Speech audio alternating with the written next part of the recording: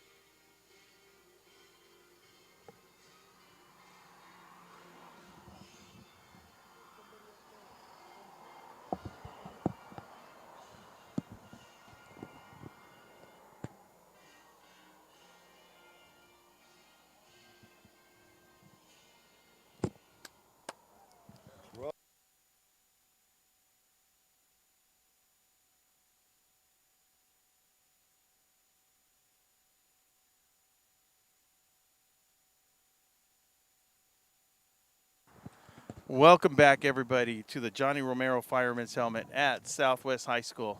As I was saying before our national anthem, we had an opportunity to talk to Coach Haynes, and one of the things, Ron, that he had mentioned to us, their quarterback got hurt in the first game of the season. That implemented something that's going to be useful for the future of the Southwest Eagles. They got a name, if you recall, Youngers is a quarterback. He's Logan Youngers. Logan Younger. He's a freshman, Ron. So if he's anything like his older brother that played on the same field, things are looking positive for those Southwest Eagles. Also, you know, you have players. You know, the good thing about the Southwest Eagles, you know, maybe ending on a good note as tonight is they're going to have 6 to 7 offensive linemen coming back. That's also including a tight end and 2 wide receivers. So the future of the Southwest Eagles is looking pretty good there. Some of the people to watch out for the Eagles is on the defensive side. is going to be Seneca, which is also happens to be the coach's son. Seneca Haynes, number 61. Seneca Haynes is one of those people to watch out for. Now, Ron, Southwest Eagles come in with not a lot of numbers, but like we said earlier, the positive thing is they're young. They're a young football team, so what you're hoping for in this last game, the shortened season, number one, was going to hurt any young football program coming up. Why? Because you don't get your full slate of 10 games. So you have to work with whatever amount of games you get and take it from there. So one good thing, according to the athletic director I spoke to yesterday, the season ends today. It's April. Guess what? In 30 days, spring training comes again. So you want to use these games as a launching point to go forward for next season. And like Coach Haynes, he's a motivator. He has a small squad in numbers and in youth, the class-wise, not too much seniority out here. But it's football. You're going to line them up, you're going to lace it up, and you're going to go for it, Will. That's all you can do. Yeah. One of the other things Coach did mention, he's going to air it out, Ron. That's his style of football. One thing about Coach Haynes, man, and also his counterpart, Coach Shaw, both these coaches like to air it out, Ron. That's one thing we're going to see tonight. And they're both also looking, in a couple of months, these guys are going to be getting ready for the fall season of 2021 if all goes well. And hopefully it does. So. Well, if you're going to see, if both coaches, we spoke to them back in May or June when we had these we're about a month away from a year ago when we conducted these interviews, when we Zoomed with these coaches, and they both had the same philosophy on offense. Go, go, go. NASCAR. You want to call it NASCAR? You want to call it just, through the air. They want to run fast. That may slow down a little bit for the Southwest Eagles. Why? Because they have the youngers. But guess what? It's not young anymore. Right now, at this time of year, they're a freshman. But basically, they're entering their sophomore year. And hopefully, when you get thrown into the fire, you have to learn fast. The last film that I saw on youngers was against the Calexico Bulldogs. He was being chased all night long. But guess what? The kid grew up quarter by quarter by quarter, play by play, getting better. So that's the direction the Southwest Eagles have to take. And on the other hand, the Imperial Tigers, they have a seasoned team. They've got a bunch of seniors. They're coming from a program that wasn't broken down. They were still competitive. So they're not building from the ground up. Both teams are on a different scale right now. And tonight's the night where, hey, it's senior night for the Southwest Eagles. Let's see what they have, Will, and that's what you play football for. Ron, you make a very good point when you say, look, it's the end of the season right here. Youngers, he might still be a freshman by class, but there's no way that he's a freshman on that football field. So with that said, we're going to get ready for the kickoff as soon as we get back from these breaks. I'm Will Torres. With me is Ron Rubio. We'll be right back.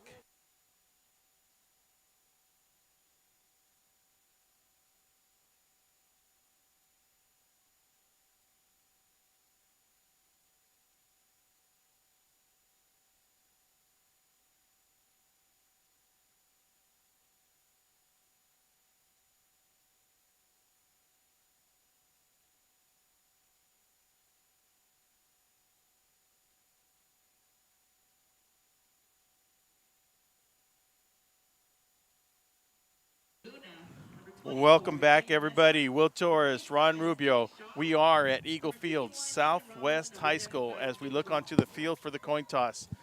Coin is tossed up in the air, and it looks like the Eagles have won it. Our officials for tonight are head referee, Mr. Gene Martin. In the middle, we have Benny. We just finished seeing Benny last night, Ron. Yeah, Benny Carter. Excellent job by that crew last night. Way to go.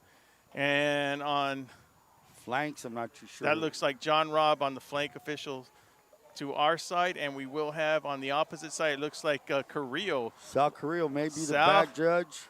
No, Sal Carrillo might be the flank, and then it looks like we're going to have Fred Ramsey in the backfield, in the back there. Back judge back there. So good crew for which Ronnie. It's our final game of the season for VSN here. It's not the final game for the year, but it's a final game for the season. Imperial Tigers come out here to Eagle Field. Southwest Eagles looking to improve on their record. They don't have a win in their column, but they're looking to do it here tonight. And if anything positive, Ron, they're looking at the future. The future is all you can look forward to. You can't look back. Don't look in the rearview mirror. You're not going back there, as they say.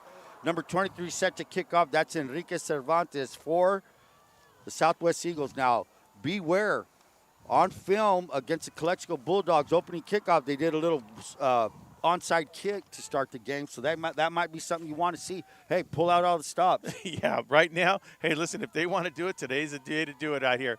And you know, both coaches feel comfortable, man. They're going to play aggressive football, they both said.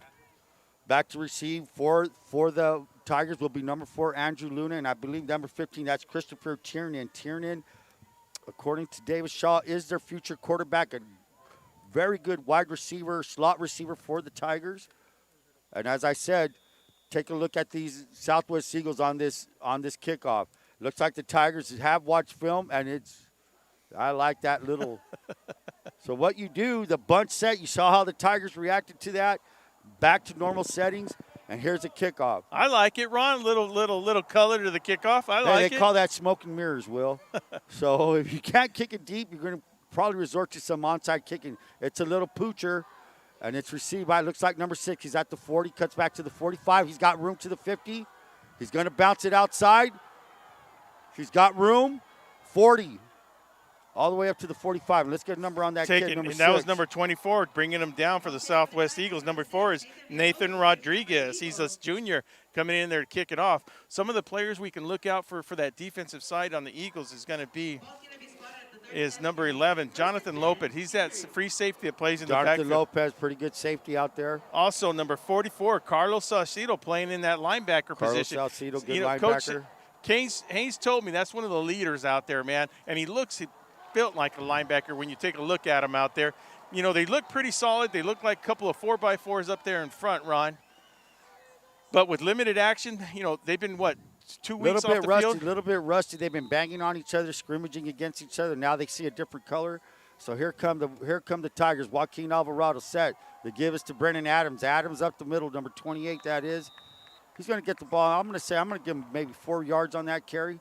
Looking at a second down and 6. In the tackle right there is number 45. That looks to be Cooper Dickerson in on the tackle for the Southwest Eagles. Cooper Dickerson's number 45, inside linebacker. You have Luis Jaramillo, number 43. Sometimes he's in there. I'm not sure if they're running an even front or a 5-man. Looks like a 4-man front with 4-3. Alvarado's looking to his right. He launches, and it's almost picked up by number 11. That's Jonathan Lopez, the safety you just brought up, Will. Well, looks like he was eyeing 6 all the way back. And I'll tell you what, Ron, if he would have made that catch, he had nobody in front of him to stop him. He had nothing but pay dirt in front of him. 70 yards, he would have been able to score. With the 6 o'clock kickoff, there's something to be concerned about. If you're the offense, your defense, looked like the sun blinded the kid. The sun just right in. It's like, you know. Very good point, Ron. It's an early start, 6 o'clock It's an early game. start. It's not a 7 o'clock start. The sun's a little bit higher, and the sun's blaring down on you. Trips to the right, single receiver up to the top to the left. Alvarado rolls to his right. He's looking, he's throwing, and that's going to be off the hands of. That's number one. Number 1, that's Jesse Nichols. Jesse Nichols has been the go-to guy. The games that we've seen of the Tigers, Nichols is the go-to guy. The lineup and trip, single receiver side, they come back to Nichols. Incomplete pass, making it a 4th down and 6. Breaking up that tackle is do I have that number correct? It's 22 out there, but I do not have him on my roster here, Ron. Number 22 for the Southwest Eagles. And he's not on this. We needed a number for number 14 as well. So that's okay. Good play by number 22 of the Southwest Eagles. Here we go, 4th and 6 for the Tigers. Alvarado has trips to the right, single receiver on top. He looks, he throws a slant, and he overthrows Luna. A little bit too high for Luna. So the Eagles hold on the first possession of the Tigers. So they will take over with good field position at the 34-yard line. Now, Ron, does it surprise you at all that we have Coach Shaw going for it on 4th down? Oh, no. Hey, what are you holding back for? No, that's true. Yeah, I mean, you're not playing for a playoff game. You're not trying to be conservative and make sure you don't make mistakes. Let's just let it all hang out. Yeah, it's a very good philosophy. That's one of the advantages I have being up here calling a game with Coach Ron, man. You know, Ron, he sees it. He calls it like he sees it. That's one thing I love about broadcasting. Younger's here. He gives the ball up. That's number 5. Good little finds a way up to the left side of the offensive line. Number 5, that is for the Southwest Eagles. Making the tackle for the Imperial Tigers, number 4, Andrew Luna. He's a senior coming into this game. Manuel Gonzalez with a gain of 2, 2nd down and 8. The ball's at the 35-yard line. Southwest has trips receivers. That's 3 receivers. That's to the right of Youngers. Number 22 is his running back. Fakes to 22. He looks. He's thrown out to the flat to number 13. And it's popped. Great hit out there. I'm not sure what number that is. That's just some physical football being played out there. And now we have a flag out in the field, Ron. Pass was caught by Nate Smith. Nate Smith also plays defensive back for them. Now, was it recovered by Imperial or was it recovered by the Eagles? It looks like they're going to have 2nd down, and I haven't got a call out there yet. But it looks like the call in the backfield is going to be personal foul. It's going to be personal foul, roughing the passer there. Oh, really? Yeah. I thought I was thinking that maybe the personal foul was on the tackle. Oh, but negative. No, negative. Personal foul. That's roughing the passer, and that'll be charged against the Imperial Tigers. And so it was recovered by the Southwest Eagles, and they will get the 15 yards on top of that, making it a 1st down. Ball being placed on the 50-yard line, and in the first quarter with still 10:13 to go. There's a tight end out there, number 88, Dank Mankin. He's a huge kid, big target. It looks like we're going to have illegal procedure on the snap. I think we're going to have illegal procedure on the whole Eagle team right now. There we go. Now, one of the things, these are some of the things that can be happening when you've been off for 2 weeks like that. Of course, they were on protocol with the COVID. These are some of the things that you might see. And as the game proceeds, Ron, I mean, they hope to have these things, worked out, of course. Well, the game speed is totally different from practice speed. And now you're going against, the other team. So they're a lot faster. They're a lot bigger than what you do against your scout team. Here goes shotgun formation for Youngers. He has time. He throws a quick out to, and that's a tight end, Dink Mankin, that I was just speaking about. Little or no gain, maybe just to the line of scrimmage. Once again, number 4, Andrew Luna, making a difference from his cornerback position up there. He's that wrestler. He sure tackles like that wrestler. You're not going to be able to get away from Luna out there on that cornerback. Once they get a hold of you, they're hard to, you're hard to escape. What's that technique? Fireman's escape, or not much? I don't know too much about the wrestling. I know what you're trying to get at, and it's not in my memory right now. Motion by Gonzalez. They give us to number 22. And if somebody out there could give me the number 22, he's going to bust it. He's at the 30, 20, 10. See you later. Take it home, 22. Touchdown, Southwest Eagles. And no flags. 9:01 remaining, 6-0 Eagles. Nice hitter off the right side. Hey, now let me tell you something. Tigers could be taking it maybe lightly. Who knows? I don't know. But first series after that penalty, that personal foul, midfield, as soon as he was in the end zone, you had a bunch of Tigers looking at each other. Hey, whose man was that? Whose man was that? Listen, the Eagles, like Ron, I think you said it perfect early in the broadcast. They have nothing to lose. They're going to let it all hang out today. Set to kick is number 4, and we do not have her number. And it's no good. Great kick, great placement, missed opportunities. But with that, 9:01 remaining in the first quarter, Southwest Eagles 6, Imperial Tigers 0. And we're getting maybe not what you expected, but these Southwest Eagles, that's exactly what they were expecting. Will Torres, Ron Rubio will be right back.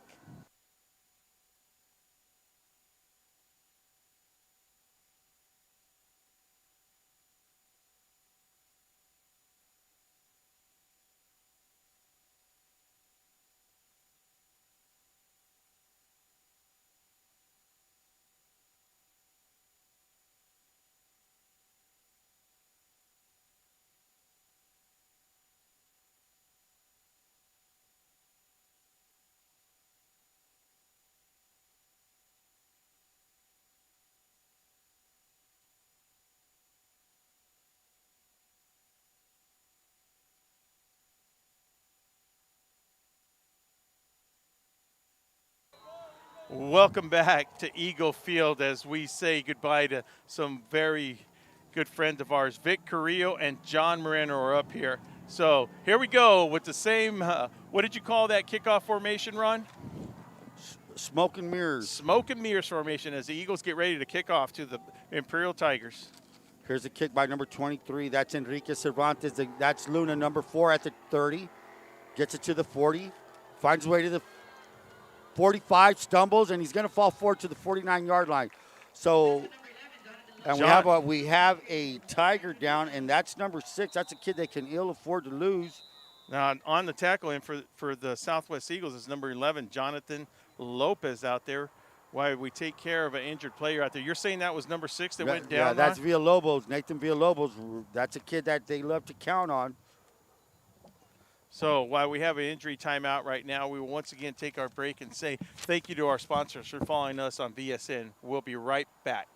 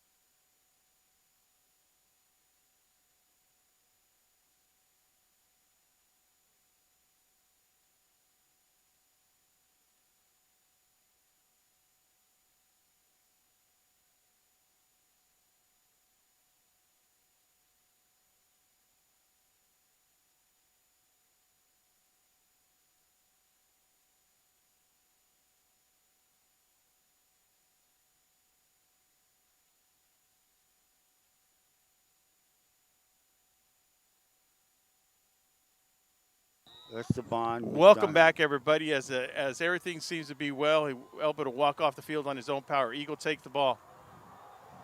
They give us to Brennan Adams. Adams tries the right side of the offense, and he's brought down by number 61, Seneca Haynes, and number 52 for 52 for the Eagles, Ron, is Gilberto Villarreal Munoz. Where to go, Gilberto, with the nice tackle, making it the 2nd down and 6 for the Tigers, right at the 50-yard line. Southwest struck gold first, hit with Esteban McDonough running a 50-yard touchdown. Joaquin Alvarado, the give us to Adams. Adams sweeping to the left. He's trying to stretch it out. He gets upfield, and he's brought down by, looks like we're going to have a face mask on number 22. Was there for the tackle. That's Esteban McDonough. Flag on the field. The gain was for a gain of maybe 4 yards. Okay, so we got a correction on a number now. There was a number change out there. Number 22 is Esteban McDowell. Am I saying that correct? McDonough. And we'll probably not pronounce his name right, so if anybody wants to send us how to pronounce it, we surely appreciate it. All right, as they march off 15 yards against the Southwest Eagles. And, Ron, I'm sure Coach Shaw is looking at that first possession by the Eagles and saying, hey, listen, what's going on out here? Let's not take this game for granted here. Alvarado gives to Brennan Adams. Adams trying to stretch it to the right. He's strung out pretty good. On the tackles, number 61, Seneca Haynes, and number 11 for one thing. That's Jonathan Lopez. So Lopez coming up from his safety spot, and Haynes hustling, man. Hustling all the way from his tackle position to chase him down. As soon as he started to cut back inside, Haynes was there to take care of him. Guillermo Lopez, number 75 as well, on the pile. That's a good thing. That's a good sign for that defense. You're having more than one guy making a tackle. Here we go, 2nd down and 4 for the Tigers. Ball's now at the 22, 23-yard line of the Southwest Eagles. 7:21 to go in the first quarter. The give back is to Brennan Adams. Adams trying to go right to his left, cuts back, and he's met by a couple of tacklers there, led by number 44, Carlos Salcido. Great tackle by Salcido. A gain of 1. It's going to be now 3rd down and 3. Yeah, that's one thing these Eagles have to do right here. This is where the leadership of the seniors have to step up, Ron. You know, not let these not let the Imperial Tigers get any ground, especially get inside the 20-yard line. So we're looking at right now at a 3rd and 4 for on 3rd down to go here, with the ball being placed like inside the 24-yard line. 3rd down and 4. Trips to the right 4, and looks like we're going to have offsides. And Derek Mankin looks like he's a little bit anxious and touched that offensive lineman there. That's going to be offsides on the defense 4. So they're going to get 5 yards, free yards there, and that's going to be enough for a 1st down inside the 19-yard line for the for the Imperial Tigers. For the Imperial, yeah. 1st and 10 for the Tigers. Tigers with the trips formation. So John Seaman here, special guest, popping in, cameo appearance. Cameo appearance by John Seaman. Most likely observing his crew here. Here it is, Alvarado, quick out, incomplete, intended for Christopher Tiernan, incomplete pass. So Alvarado in the first 2 possessions seems a tiny bit off. Yeah, he is, but he has good protection back there. He might have hurried up that. He might have hurried up that pass on his own right there. There was pressure by number 88 on Derek playing out of that linebacker position. So if we look at the Tigers with 2nd down, Ron, we got 2nd down. 2nd down and 10. Ball's inside at the 19-yard line. Alvarado looks like an option play. He pitches it out to Adams. Adams up to the 10. He's going to fall forward, and that should be enough for a 1st and 10. Maybe a 1st and goal for the Tigers. Brought down by number 23 of the Eagles out there from his cornerback position. That's Enrique Cervantes out there making sure they don't turn the corner, but he's not brought down until he gets enough for a 1st down. Not in time. The only thing is, though, Ron, that they're going to have to do something because they are inside the 10-yard line. Handoff is to the right side. That's Adams again trying to sweep right, and he's met by number 45. That's number 45, Cooper Dickerson. Dickerson along with Carlos Salcido. The linebackers are busy today, Will. Yeah, they sure are. They're making the difference too, Ron. From all these Southwest Eagle linebackers are making the difference right here. Why those men up front are taking care of the linemen up front. Those linebackers step up and make those tackles. What they do is Adams is looking to turn up that corner, but what they're doing, they're stretching it out, making them run sideways, and that's what you want to do to good running backs like Adams. If they get their shoulders square, look out. Here we go. Trips to the left. Adams in the backfield with Alvarado. Alvarado rolling to his left. He's looking. He has time. He's open, and it's incomplete pass, juggled, had it in his hands, and a good defensive play. I believe that was number 44. That might have been Salcido. Actually, that was a single digit. That looks like number 8 from here, Ron. Well, that was him. That's Anthony Chavez Latios. Latios is a cornerback. Good play by him. Great. Hey, he did not stop till the whistle was blown. Knocked the ball out. Tiernan, usually a sure-handed kid, didn't get his hands on it. So it's a 3rd down and 11. And we're going to have a timeout by the Imperial Tigers. So we'll see what Coach Shaw comes up with. Because, look, Shaw's playing a little rusty. His Imperial Tigers are a little bit rusty here. This is not their typical game that we saw against the Central Spartans, against the Brawley Wildcats and stuff. So he's got to let these boys know, hey, guys, come on now, shake it off, whatever it is. Let's get this ball rolling. Let's get this ball in the end zone. But in their way is this Southwest Eagles defense that's getting a little stingy, holding them back, Ron. So as we are still in the first quarter with 5:02 left, we're finishing this timeout here, Ron. 3rd down, 3rd, and I would call it, Ron, 3rd and 12. Is that correct? Yes. It's 3rd and 12, but it's 3rd and goal from the 12. They lost yardage. They were inside. They were at the 9-yard line. They went back 3 yards. So with 3rd down, 2 plays to get it in, Will. Whiteside is to the left side.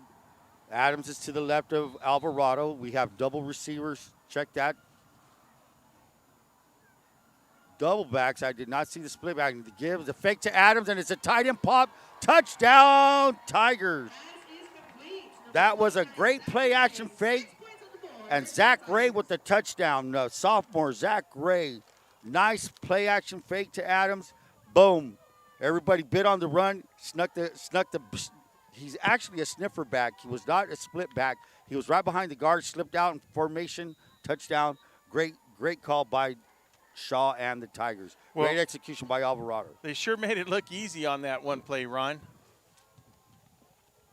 Set to kick for the PAT, and that's number 12. That's number 13 for the Tigers.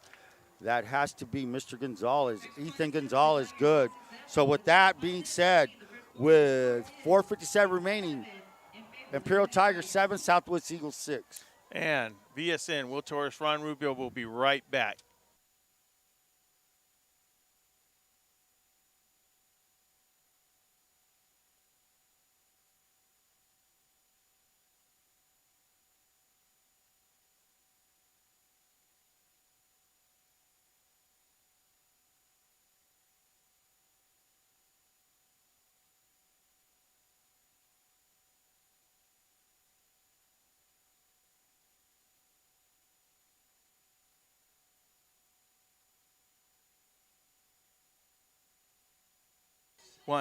Welcome back. Will Torres, Ron Rubio with Joaquin Matus behind the keyboard, Sarah Torres on the film. We are at Eagle Field.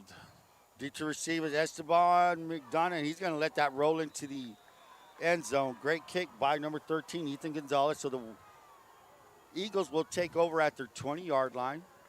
Well, let's see what the Eagles can do on the offensive side of the ball. You know, that one play with that sniffer you call, going back into the end zone, catching that little pass with after the play action fake, Ron. Now it's up to the Eagles on the offensive side of the ball. And mind you, it was a 6 o'clock start. So, and with about 22 to 25 players on the Eagles squad, a lot of these guys are going both ways. I don't think it's going to affect them now, but let's see what later on in the game happens. And that one, I don't know which side it's going to go on. We had the left tackle on one side, and we had the left defensive end on the other side. Looks like they're going to charge it against the defense here, Ron. Dead ball foul, offside. I have a question for you. Seeing the defense, the way they stomp like that, do you think that's to draw the lineman off? Well, actually, you're not allowed to purposely draw them off. So that's one of the rules. You're not allowed to perfectly, just like the quarterback can't do that cadence count. Youngers with the play fake. Youngers looking for 88. Mankin, incomplete pass, tight and pop, incomplete on the coverage was number 4 for the Tigers, and that's Andrew Luna, 88. Man, Derek Markin, big target for them Southwest Eagles, Ron. He was easy to spot. Too bad he was triple covered on that. But, man, Southwest Eagles have a big target in number 88. And the good thing about that, he's only a junior, Ron. Second down and 5 for the Southwest Eagles. They give it to McDonough. Up the middle, McDonough finds another space. Let me tell you, quick-footed kid there, Esteban McDonough. And he's going to carry that ball up to Jeremiah Naylor, number 50, in for the tackle, coming out of his linebacker position, Ron. Third down and 1. Jeremiah Naylor, the kid that has a motor, number 50. That's Jeremiah Naylor. And he's also a junior. He's one of those players who's going to come back to try to get the title back for the IVL League next year from Imperial Tigers. He's only a junior. Third and 1. Shotgun formation to give. No, he fakes the give. Younger boots out to his right, and he's going to slide. Great play all the way up to the 35-yard line. Nice execution. Fakes the dive and boots out. Defensive end did not stay at home, and that was enough to get a first down. So Southwest now at the 34-yard line with another set of downs, Will. Well, the good thing is this quarterback Youngers is learning quick. Hey, listen, I'm here. You know, they're not too deep at quarterback. They already lost their starting quarterback early in the season, and this is the future for the Eagles. So they got to take it easy on him where he will be doing that slide and tackle. First and 10. And that's something that the Southwest, that's Caden Shell, who the right guard looked like he popped up. You have to know the cadence. You can't, you know, when you're playing a superior opponent, you have to limit your mistakes. You have to limit your mental mistakes. You have to limit your penalties and see where that takes you. And it's too early right now to blame it on fatigue, Ron. No. Yeah. It's just a lack of concentration. Yeah. You need to know when the cadence is, what the count is. Trips to the, now we're looking at a 1st and 15. The ball's moved back to the 29-yard line. Trips to the left. Single back. Tight end is number 88. The give is to McDonough. McDonough's finding an area. And McDonough fumbles the ball after a good run. That's going to be recovered by number 2. That is Seth Shaw. Yeah. And so Seth Shaw, Johnny on the spot, recovered. Good run. 2 back-to-back mistakes. Well, you get an illegal procedure and then a good run and you fumble it. Sign of a young team. Well, let's talk about it the other side. Let's talk about this number 2, Seth Shaw. This kid proved he's ready to go up against anybody. He showed his strength. He comes into the game as only a sophomore, but he came in and he plays that free safety position for the Tigers, and he's not scared to lay the wood, even though don't let his size fool you one bit. He got bigger up during the offseason. He hit the weights, put on a couple of more pounds. Kid's looking good. The give is to Adams. Adams up the middle. Adams finds his way, weaves up for a 9-yard gain straight up the middle. And he will be having a 2nd down and 1. And that hole was opened up by number 78, Diego Valencia. Number 70, Wolfgang Horner. 75, Caleb Rawlins. Luis Samaria, 72, and Travis Shields, number 53. Here we go. Alvarado again. The give is back to Adams. Adams finds his way. Adams is going to get a 1st down. It looks like it's going to be a 1st down at the 29-yard line. 1st and 10 for the Tigers. Another 1st down, like Ronnie said, with the Tigers, as we're looking at 2 minutes and 50 seconds to go with Gene Martin starting the clock in the 1st quarter still. Ball will be spotted at the 30-yard line. 1st and 10, Imperial. Imperial has a 1st down, new set of downs. Alvarado looking to Coach Shaw. Are they going to change the play? Are they running by signs? No, they're not. He's looking. He throws. That's a quick slant, and that's intended for number 4, Andrew Luna. Incomplete. So Alvarado's a little bit off right now, but he's just getting warmed up. Still the 1st quarter. We still have 2 minutes, 30 seconds remaining in the 1st quarter. 7-6 lead for the Tigers. Southwest missed their extra point.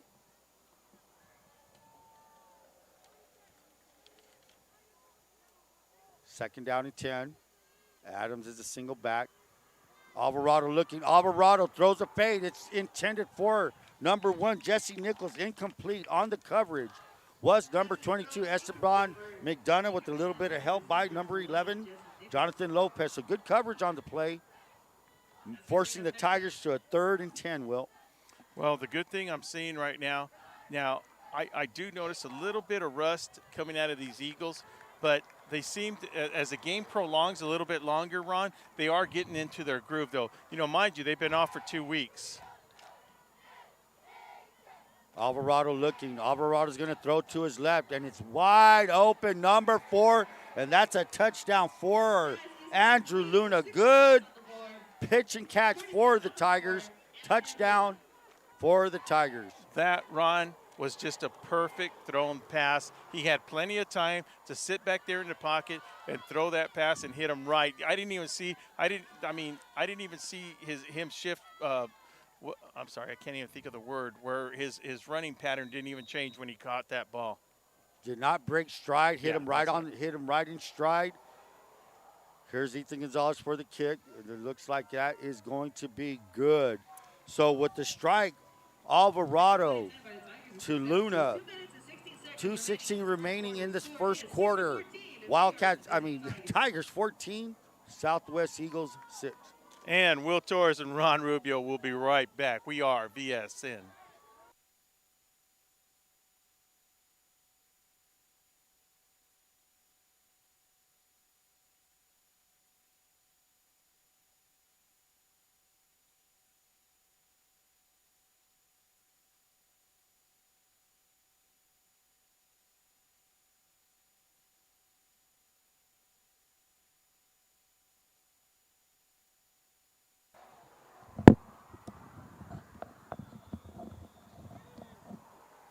Welcome back, everybody. Will Torres, Ron Rubio. We set the kickoff to the Southwest Eagles into the sun. McDonough catches it at the 1.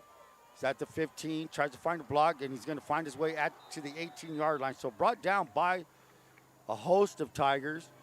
Now, that's one of those. That's a big kid out there that just made that tackle, and he's on the defensive side of the ball for the Eagles. Number 29. 29 for them. You know, we're looking at that's Zach Ray. He's only a sophomore. Zach Ray, he's the one who caught that touchdown. Zach Ray, when the games that we covered, he was not in the rotation, but now they're using Zach Ray, and we can see why. Good hit, good catch for a touchdown. He just looks like a football player. Sure does.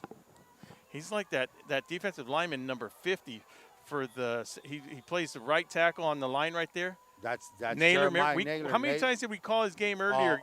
Hey, man, we've called it a whole bunch against Holtville and Brawley. Here we go. Jungers couldn't find anybody. He's going to run. He's going to slide to the 20. Got to respect that slide, and, you know, that's just one of the things you got to do. 27 in there. That's Shaw. And Stephen Shaw said, "Hey, wait a minute now. Lucky you went down because he's ready there You're for about ready to that's pop. that's the older brother of Seth out there, and of That's course both being sons of Coach Stephen David Shaw. Shaw. As we're looking at a second down, second and a long 7 run. I kind of like how now due to COVID, they let the coaches go all the way to the 10-yard line. It's kind of like basketball where you could just walk up and down and shout instructions to your team. I don't know. You know, one of the good things is we're very happy to be able to cover the Southwest Eagle football team, and that is going to be illegal movement on Procedure. everybody. We had 3 guys moving on that, where you can only have 1 guy in motion. They had 3, so that's going to back them up another 5 yards. So if I can explain that for, I'm sure a lot of people know. So you can't have 3 men in motion. The rule is they all have to stop, though, 1 second before the ball is snapped. So, most of the time it doesn't. So it's shift, really, if you want to call it it's shift. It's illegal procedure. You had everybody moving at the same time. So they all have to set before the ball is snapped with 1:16 to go in the first quarter. Second down and 12. Shotgun formation, that's what they stay in. He throws a flat route, and it's incomplete. And that pass was intended for, that's number 3 for the. That's number 3. That's Nate Smith. Nate Smith, incomplete pass. So here we go. We have a third down and 12. It is a beautiful evening out here. I mean, it's a Saturday night, middle of April, Ron, and one of the things we love to do is watch a great high school football game. It's great in the shade. We're not too sure how it is out in the sun, so we have shade. He's rolling to his right. That's Younger. He's being chased by Ramos, and a little bit short hops an incomplete pass. Pass intended again for Nate Smith. Short hops it to him, incomplete. 4th down and 12 for the Southwest Eagles. Covering for the Tigers is Tiger Ochoa, number 20, out there to making sure that Southwest Eagles don't catch that ball and get any further yards out of it. We're looking at a 4th down, Ron, 4th and 12. And it looks like we're going to see the Eagles in a punt formation. 50 seconds remaining. I'm trying to get Tiernan. Christopher Tiernan is deep to receive. He's standing at his 42-yard line. Set to kick for Southwest is number 45, and that's Cooper Dickerson. They've been having trouble with the snap. They had trouble against Calexico. I seen a few bad snaps. Good snap. The kick is off, and it's blocked. That's Shaw. Stephen Shaw recovered by Naylor. So what a great block by Stephen Shaw. Shaw comes flying in there, 27 blocks it. Recovered by the hustling Jeremiah Naylor. Yeah, we were just talking about both those kids, Ron, and what do you know? They get in there, block the kick, and recover the ball inside the 10-yard line. Good job by the defensive front on the Tiger football team. So that ball's going to be recovered. Looks like it's at the 8-yard line. So the Tigers will have a 1st and goal from the 8. How many seconds are left there, We Will? still have 43 seconds with a score of 14-6. Tiger lead right now, still in the first quarter. Plenty of time to get a few runs off here. Yeah, because I don't think the Tigers, they're going to be facing that sun at the start of the second quarter. The sun will be in the face of the quarterback, but it won't be in the face of the receivers. The give is to Adams. No, it's not. He fooled me, and Villalobos drops a sure touchdown. Great play fake to Adams. I thought Adams, it was a give to Adams. He pulls it, shoots it out to Villalobos. Drop pass. Well, one of the things, that's 2 great passes we've seen from the quarterback from them Tigers, Ron. Good play fake, and that's what got the touchdown to number 29. And now they're going to look at a 2nd down and 8. So great. Hey, Alvarado's great with that play action. Freezes the linebackers, freezes everybody, and boom, he shoots it out there incomplete. Adams sweeping to his left. Adams has blocks. Adams at the 5. Adams is going to walk in. Touchdown, Brennan Adams. That was so just 8-yarder. Speed. Yeah. He had the wall. He just stretched, saw the crack. Boom, hits it. Touchdown. So with the block kick, short yards, a short field, 8 yards. And those are the type of plays, Ron, that when you do get that short field inside the 10-yard line, as the Tigers did, you got to make something happen from that. You got to make sure that you let your team. Yeah, you have to take advantage. Like Coach Ron says, you have to take advantage of it. Opportunities like that, you must take advantage of the breaks you get. And here's Ethan Gonzalez, and he's going to kick that right down the middle. So with that being said, We have the Imperial Tigers 21, Southwest Eagles 6 with 31 seconds remaining in the first quarter. And we'll be right back, everybody, with VSN coverage.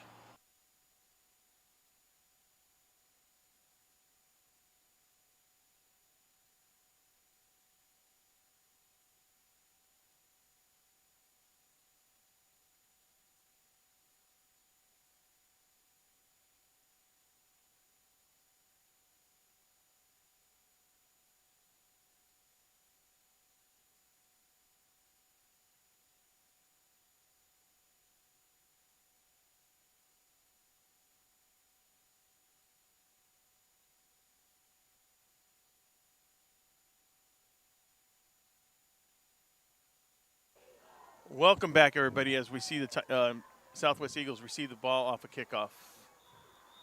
That is number, let's see when he gets up there, Ron. It's number 11, maybe. Yeah, it is number 11. Number 11 to get that. Lopez. Jonathan Lopez. Short kick.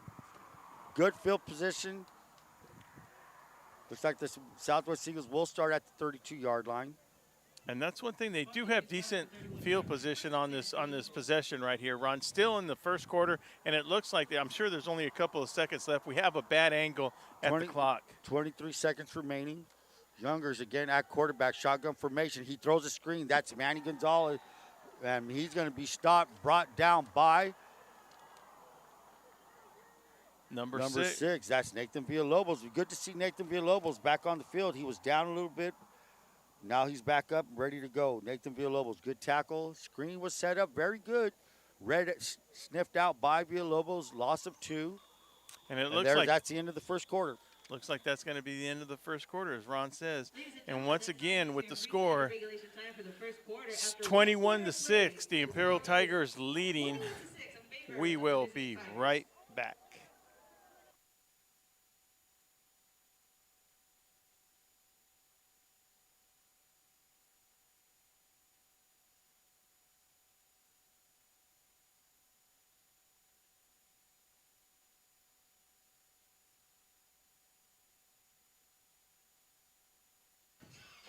Welcome back, everybody. Will Torres, Ron Rubio. We're going to have our halftime guest. It'll be John Seaman. John Seaman was actually the white hat last night for the historic 77th Bell game at Warren Field, where the Central Spartans were victorious over the Brawley Wildcats. Game. I'll tell you. Well played game, and I thought very well officiated. I'm going to have to agree with that. Big games like that, man. Hey, you didn't even know they were out there, except for the personal fouls that were going on, but they had to call those. Yeah. And, it's like you said, the saying goes, if you don't notice them, that means they're doing a good job, I guess. If you don't know who the referees are at the end of the game, that means they did an excellent job. So, Ron, as we look at the field right now, I'd like to say a couple of words about some of their sponsors we have. We have our AG Product Resources, Vesey and Company out of the Hopeville. Brownie's Diner and Original Town Pump. Look for the Town Pump to reopening back very soon. As we look back in the field right now, we're looking at Imperial Tigers taking the possession right now. Second down and 12. Eagles, Southwest Eagles. They give us to McDonough. McDonough, he has this little hesitation, then he accelerates really well. Gains about 5 yards on the play. And it's going to be 3rd down and 7. Esteban McDonough with a good run. He had a fumble earlier, but he also had a 50-yard touchdown run, so McDonough's got the wheels. He's one of those runners, Ron. They're kind of shifty. They go lateral, and then, boom, they just strike it up the middle with that quick burst of speed. He hits that gear really quick, boom. Yeah. 3rd down and 7. Make it 3rd and 6. Trips to the right. Fakes McDonough. He's looking. He's throwing over the middle. Pass was intended for number 11, and it's like Jonathan Lopez, but it looks like it was incomplete. No, it looks like we're going to have change of possession on there. It was a 4th down, and look, I thought it was 3rd down. No, it was a INT there. Oh, they got the pick. Yeah, they got the pick, Ron. Okay, I'm sorry. I thought I saw the referees wave incomplete. Well, I think no, it looks like it's going to be 1st down. Imperial Tigers are just switching balls out there. Now, this is where we have the Imperial Tigers will be facing the west end of the field. And with it being an early start, they will be, if they want to do their passing game, The only one that's going to have his eyes in the sun is going to be the quarterback, Ron. That's correct. So here we go. The great field position at the 48-yard line of Southwest Eagles. Alvarado, the give is to Adams. Adams weaving his way. That's a zone play. He's going to pick and choose wherever the crack is. Wherever they give him a crack, he's going to take it. He's going to gain 3 yards to make that a 2nd down and 7. To assist in on the tackle is number 45, Dickerson Cooper. Along to help him there was also, well, initially making the tackle is number 44, making a big impact for these Southwest Eagles is Salcido, Carlos Salcido, making his name felt out there at the middle linebacker position. 2nd down and 6 for the Tigers. Alvarado's looking to his right. He gives a shoulder shrug. He pumps him. He throws it. It's deep, and it's picked off by number 8. Great play, Anthony Chavez Larios. Hey, man, he covered that guy. Yeah. He ran stride for stride. Alvarado said, hey, I'm going to try to drop this in there. Could not. Great play, Anthony Chavez Larios. Interception. Now, Ron, you playing from that cornerback position, when I'm looking at it from up here in the field, that was just perfect protection. He stayed with his wide receiver all the way down. Then he read the quarterback, read his eyes. Then he stayed with the pass and was able to intercept the ball. Yeah, correct in saying that. The main thing as a cornerback, don't let anybody behind you. So what he does, he just kept even with them. Great throw, though. It was a good throw, just good defensive play. Yeah, it was a great defensive play. Good job out there. 1st and 10 at the 10. For Youngers and the young Southwest. And here's McDonough again. McDonough, he's going to be cracked up in the middle. Now, they're not having too much success there with Imperial Tigers from the defensive tackle, from each tackle end to end. From in there to make the tackle is number 64 for the Tigers. That's Humberto Sanchez to make sure that they don't get any yardage on that side of his. He's playing the left defensive tackle position. Humberto just gobbled up the block and took care of that running back. Gain of a yard. It's going to be 2nd down and 9 for the Southwest Eagles.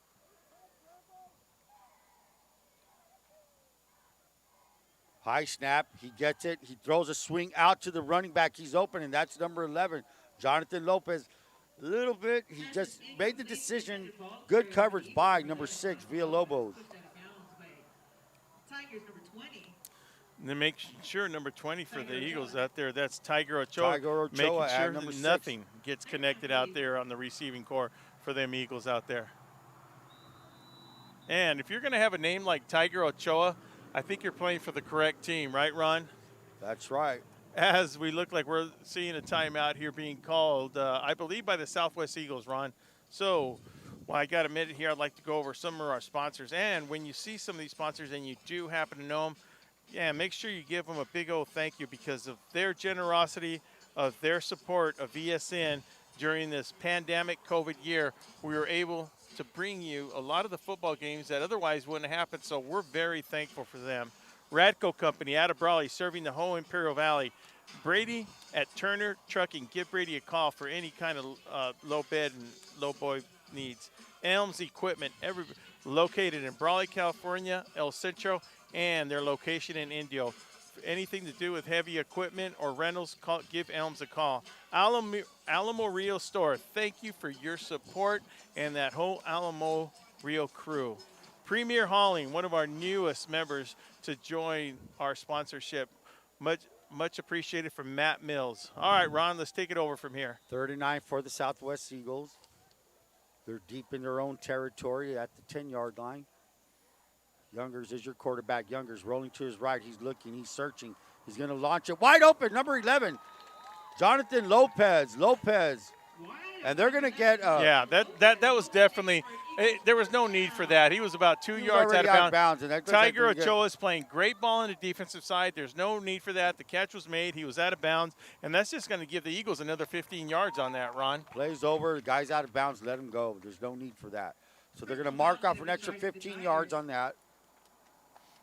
That's going to bring the play up. So a great play by Youngers and a great catch by Jonathan Lopez, 15-yard. Looks like 39-yard line of their own, Southwest Eagles. 9:41 remaining. I really, really do like how the Southwest Eagles uniforms look. I love those helmets in this daylight, the way the sun is shining on that gold. They give us to McDonough. McDonough to the left. McDonough is swallowed up by number 51, Ethan Ramos on the tackle, and along with Jeremiah Naylor. You made a good point, Ron. John Haynes was actually bragging about that he actually wanted to make sure that he was on VSN, make sure we had a game this season because he wanted to show off those beautiful helmets he has. He's very proud of them. And as you look at the sun shining on them, they kind of really just neat. they look very good. Good choice of helmet there, Coach. Good job, Coach. The give, fake to McDonough. He rolling to his right. That's Younger. He's looking, has a little bit of time, throws and completes at number 11, Jonathan Lopez. So that little rollout is working. Complete. Andrew Luna on the coverage, but not till after it's complete. But yeah, hold on. Devin Mesa on the coverage knocks him out, but not until he gains a good 7-8 yards on the play. 3rd down and 5. I wanted to stand up.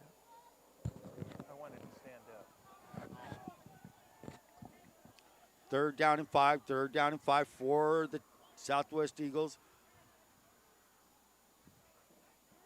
As the sun starts to settle. Yeah, it's looking nice now. That's a completed pass. So now they're finding something that's working. That's Nate Smith with the quick out. Everything's been thrown to the right, and that's going to be enough to move the chains. 1st and 10. Now, Ron, it's whatever it takes, whatever it's going to take. If it's rolling out to the right and it's working, for the Southwest Eagles to be shooting, they're going to keep that going because that repetition, stuff like that little rollout pass and then completing it, if it's working for them, let's keep doing it till they stop it. No huddle offense. They just keep going. They look at the sidelines. They get the play. They give us to number 5. That's Manny Gonzalez. Manny Gonzalez is going to work his way up for a gain maybe. 51, Ethan Ramos in there for the tackle. Ethan Ramos, that's the inside linebacker, has been leading the Tigers all year long. I wouldn't doubt he's probably the leading tackler for the Tigers. Yeah, Second down and 9. Yeah, and he's one of those linebackers that actually just roam sideline to sidelines. Ray Culp is a defensive coordinator for the Imperial Tigers. He has help from Vic Cruz Jr., linebacker coach Robert Mesa, defensive backs, and David Sanchez, defensive line. Here's the give. No, it's not. Younger's trying to string it out, and he's brought down by number 6. That's number Villalobos. And Johnny on the spot, Mr. Ramos, to make sure he's down. Loss of maybe, 3-4 yards? Yeah, those are the things, Ron. Look, when you got your linebackers that are almost just as fast as that quarterback, you're going to have a little bit of trouble getting around them when you want to roll out to the opposite side. So you're going to have to pick and choose. I think it's going to be better. I think it's going to be better for the Southwest Eagles, for Youngers, when he does that roll out to the right. He seems to be more comfortable rolling out to the right. Most right-handed quarterbacks are comfortable to the right, but he's got the speed. The kid's got to use his quickness to get out there, buy some time. That's usually what you do. And it looks like we're going to have a flinch on this by the Southwest offensive line. That's number 70. I kind of saw it the other way. Yeah, I kind of saw it on the defensive side. All right, good.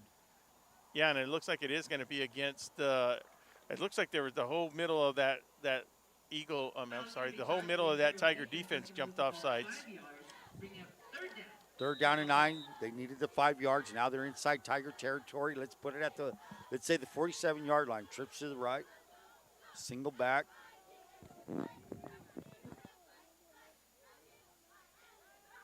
Younger straight blitz by Ramos over the middle. And I was keeping an eye on number 51 for them Eagles. Number 51 for the Tigers, as he had a beeline going right at Youngers. As soon as he released it, Ethan Ramos was there to make sure to let him know that he was knocking on that door. Number 2, Shaw on the coverage. Nice play. But I'm going to give credit to Youngers. He stood in there, delivered a great pass, and just good coverage by number 2, Shaw. Yeah, it's gonna be one of those plays that he's gonna have to get used to, is playing that quarterback position. Check out how the punt returner has to have his hand over his eyes. Also the back judge too. So it's definitely the sun's in their eyes.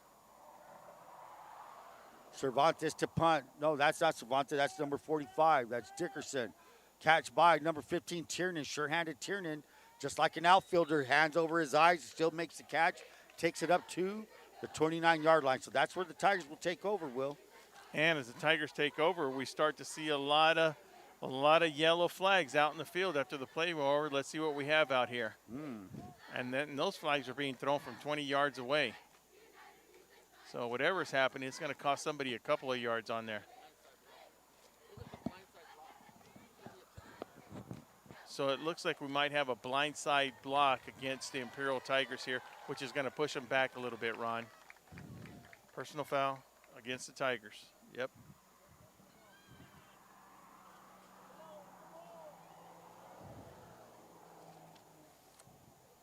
Actually, for one of the first nights, we actually have an official to clarify every call being called out there. Mr. John Seaman will be joining us at halftime today. And as I speak about halftime, we are still looking at a 21 Imperial Tigers, 6 Eagles with 6:54 to go till half. So the 15-yard penalty pushes the ball back all the way to the 15-yard line. That's where they'll set up camp, ready to roll. And then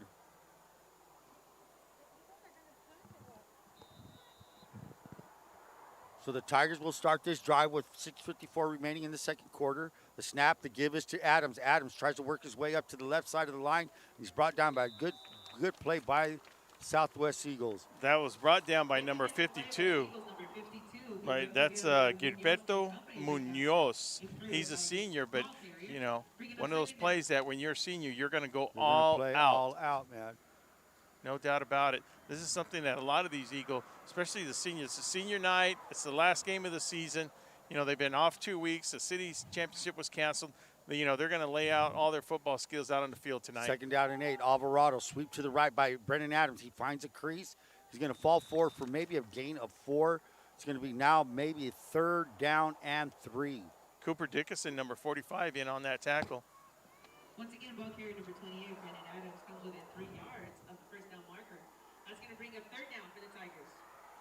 So with 3rd down to go, let's see what the Tigers bring out on this, Ron. They got the Southwest Eagles to jump off, and that's something the Eagles need to work on. You know, they're on both sides of the line. Defense, what do they teach as a defensive lineman? Do you listen to the cadence? No, your eyes on the ball. As a defensive lineman, you got to look on the ball. But Ron, I'm gonna take that off to those lack of practices they had because of the COVID week they took off. They got to get back into that momentum, and right now is about the time they have to do that. And Alvarado may have a good cadence where he throws them off down. That's true. You know, march it out pretty quick. Here we go. Alvarado, shotgun formation. Alvarado, here's that little option move. Chased by 69. He cuts upfield. Alvarado does. Alvarado's all the way up to the 50, all the way to the 45. Look, Alvarado starts getting a little speed behind him. He's not a small guy to bring down, Ron. Jesse Magallanes was after him, number 69, and then Alvarado found his second gear. Boom, jammed it in there. Runs it up to the, rumbles up to the 45. Rumbles, he unhooked that trailer and he was gone, buddy. 45-yard line, 1st and 10 for the Tigers. They're moving the ball. This started at their own 15-yard line. They give us to Adams. Adams looking to the left side of the offensive line. He gets away from a few tackles, but now he's brought down. Well, that's one of the things you're going to if you're a Southwest Eagle right now, Ron, you're going to have to make sure that if you wrap your arms around this guy, you better hang on to these Imperial Tiger running backs, Ron, because they're not just going to lay down for you. They're going to keep pumping those legs, and they're going to keep going. You know, that's just the way that Imperial Tiger football is bred over there in Imperial. You know, like that's a decent-sized offensive line by the Tigers. Here we go. Alvarado looking. Alvarado pumps. He throws. And a great almost one-handed catch by Jesse Nichols. That was actually a very valiant try on that. Covered by number 8 of the Southwest Eagles. 3rd down, I want to say 5 yards, 3rd down and 6. That's Anthony Chavez, number 8, playing from his left cornerback safety position or cornerback out there. Chavez had that interception not too long ago. Trips to the left, single back is Adams. One receiver to the right. The give is to Adams up the middle. Adams almost tackled. He's not. He's going to find his way over to the 32-yard line, brought down by number 45, Cooper Dickerson. We just finished talking about that. This is one of those things that, look, if you wrap your arms around them, you got to make sure, you're going to get help in the Wrap. middle. You got to wrap, and you got to make sure that you hang on to them because, like I was saying right now, you're going to get help from your inside linebackers and from the other side of the speed. So if you hang on to them, don't let go, you will get the help you will need on that defensive side of the ball. And number 70 is no little kid for the Southwest Eagles, and Adams was able to break the tackle of that. The give is back to Adams. Adams to his right. Adams looking for some blocking. Adams, great play by number 8. So a great play by Anthony Chavez-Latios coming up from his corner spot. Yeah, with 3:50 to go in the half. Now, Ron, I don't always suggest grabbing the runner from the shoulder pads, but he had no problem doing that play. And you know what? At the end of the day, as long as you bring them down, that's what you need to get across to these kids. 3:50 to go, like I said, and the clock is ticking, 3:30, 3:31. Second down and 11. They lost a yard on that. They're looking at Shaw and Coach Victor Cruz. Both guys are throwing up signals. Option to the left. Alvarado, and he pitches out to Adams. Adams is going to be brought down by number 13 of. That's William Lillian. William Lillian on the tackle. You make a good point right now when you mention Coach Shaw. There is no lack of energy on that Imperial Tiger sideline. These guys are coaching like it's the end of the game, 15 seconds to go. They have no timeouts. I mean, the energy that these coaches bring, that's what Shaw is bringing to the table when he's out here as the head coach, Ron. I really, truly love that part of the football, to see people like Coach Shaw and numerous other coaches in Imperial Valley with that kind of adrenaline and that kind of attitude. You have to give off some kind of energy. Here is Alvarado. He's looking. Oh, and that was intended for number 5 of. Covering for the Southwest Eagles was number 22. That's Esteban McDonough. But great coverage on both sides. The ball was underthrown a little bit, but let's see what David Shaw does. He's going to call a timeout right now. It's going to be an Imperial Tiger timeout with 2:30 to go. Score is on the bottom of your television there, 21-6. Will Torres, Ron Rubio will be right back.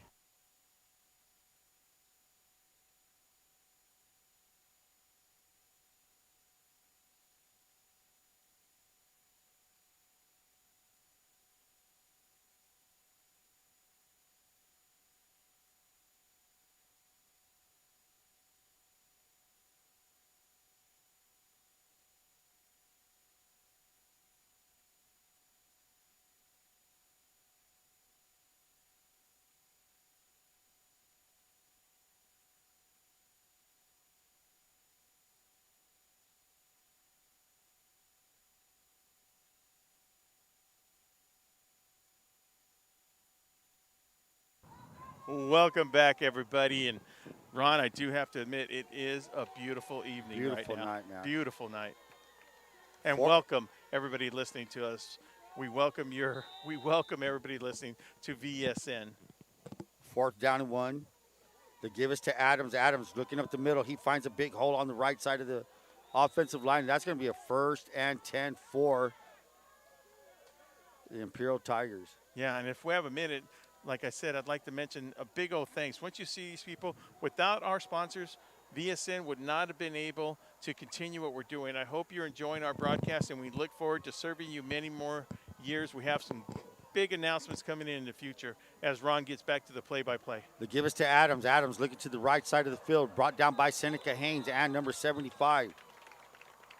And that's what we're going to start to see. Lopez. We're going to start to see these Eagles. They're getting a little stingy. Once they get inside that red zone, Ron, inside the 20-yard line, they're going to start to get stingy, and they're going to start to gang tackle, which is one of the things that the Eagles need to do. They need to start wrapping, and then they'll get that help from their teammates in and helping on the tackle. But, with the score still being 21-6, they can ill afford to let the Tigers score again right before half. 2nd down and 8 for the Tigers. 124 and counting. Motion. They give us to number 10. Number 10 is rolling to his right, and he's going to sweep his way all the way for a 1st down. That's number 10. That's Alejandro Perez. Perez, a sophomore. With the Tigers only having one timeout, that was just a smart running play by him to get out of bounds, Ron, to stop the clock. They're going to have a first and goal from the 9. And I'm corrected. He did not get out of bounds. He did not get out of bounds to stop the clock. The clock is continuing. 105 and ticking.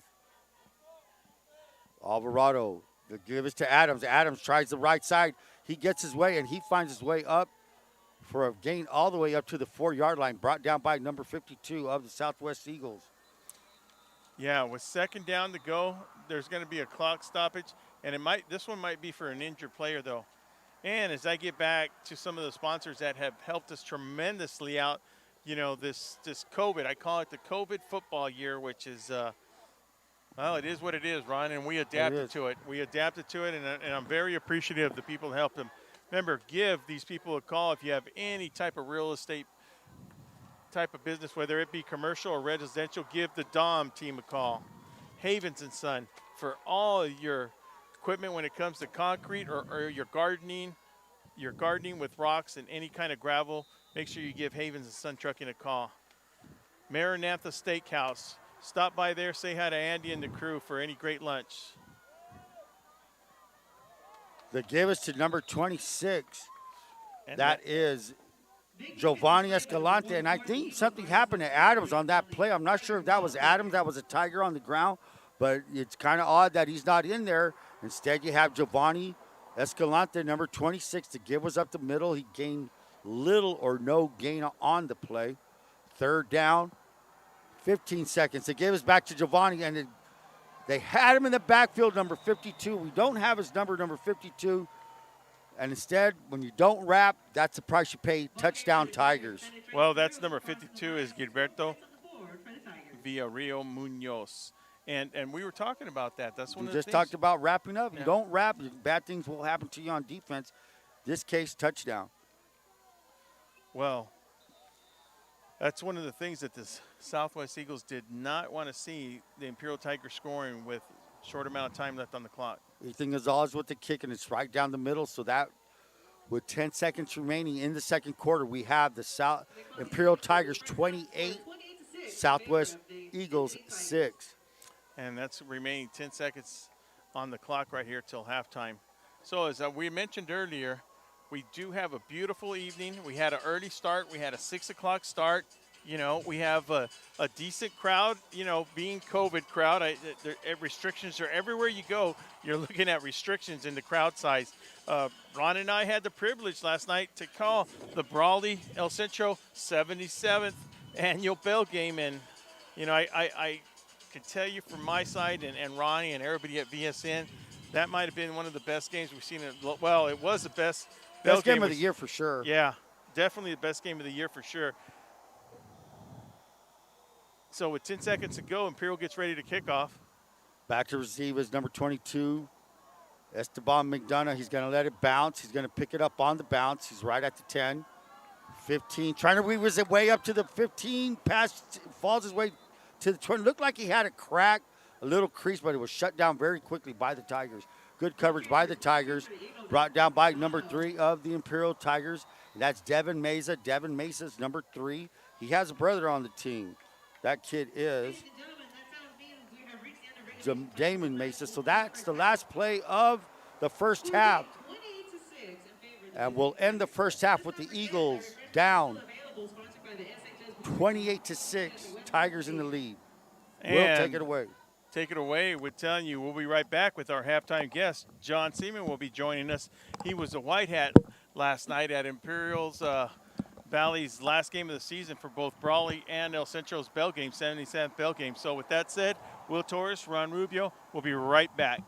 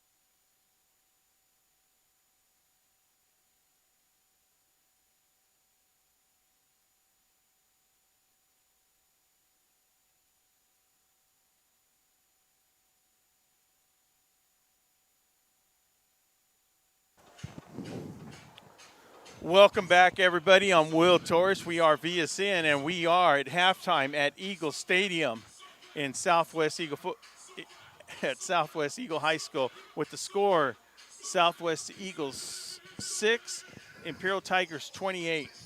Last night, VSN had the privilege, Ron Rubio, Will Torres, along with the rest of the VSN crew, to be at the 77th annual Bell game last night, and. We can talk about it. A lot of people saw it. My guest at halftime today is going to be John Seaman. John Seaman is one of the referees with the Imperial Valley Football Association. He's been there. First of all, let me introduce John Seaman. How you doing tonight? I'm doing good. How you doing, Will? Thanks for inviting me on. No, it's always a pleasure. One of the things, John, we have first of all, we have a very good communication with the referees. I have been a referee. I was a referee in the past, and I've always kept good communications with the association. Anytime there's always been something on the field that I didn't understand or the public wanted to see it, John's always been great to explain it. And, John, it's not even – when you explain things to me, it's not always – you're not trying to explain to me why it was right. You're just trying to get it correct and explain what happened. Am I correct in that part? Right, that's the main thing, is just to get it right, even if it takes a little bit of time on the field. Sometimes you may see a delay on the field, and we're huddling up, at least with my crew.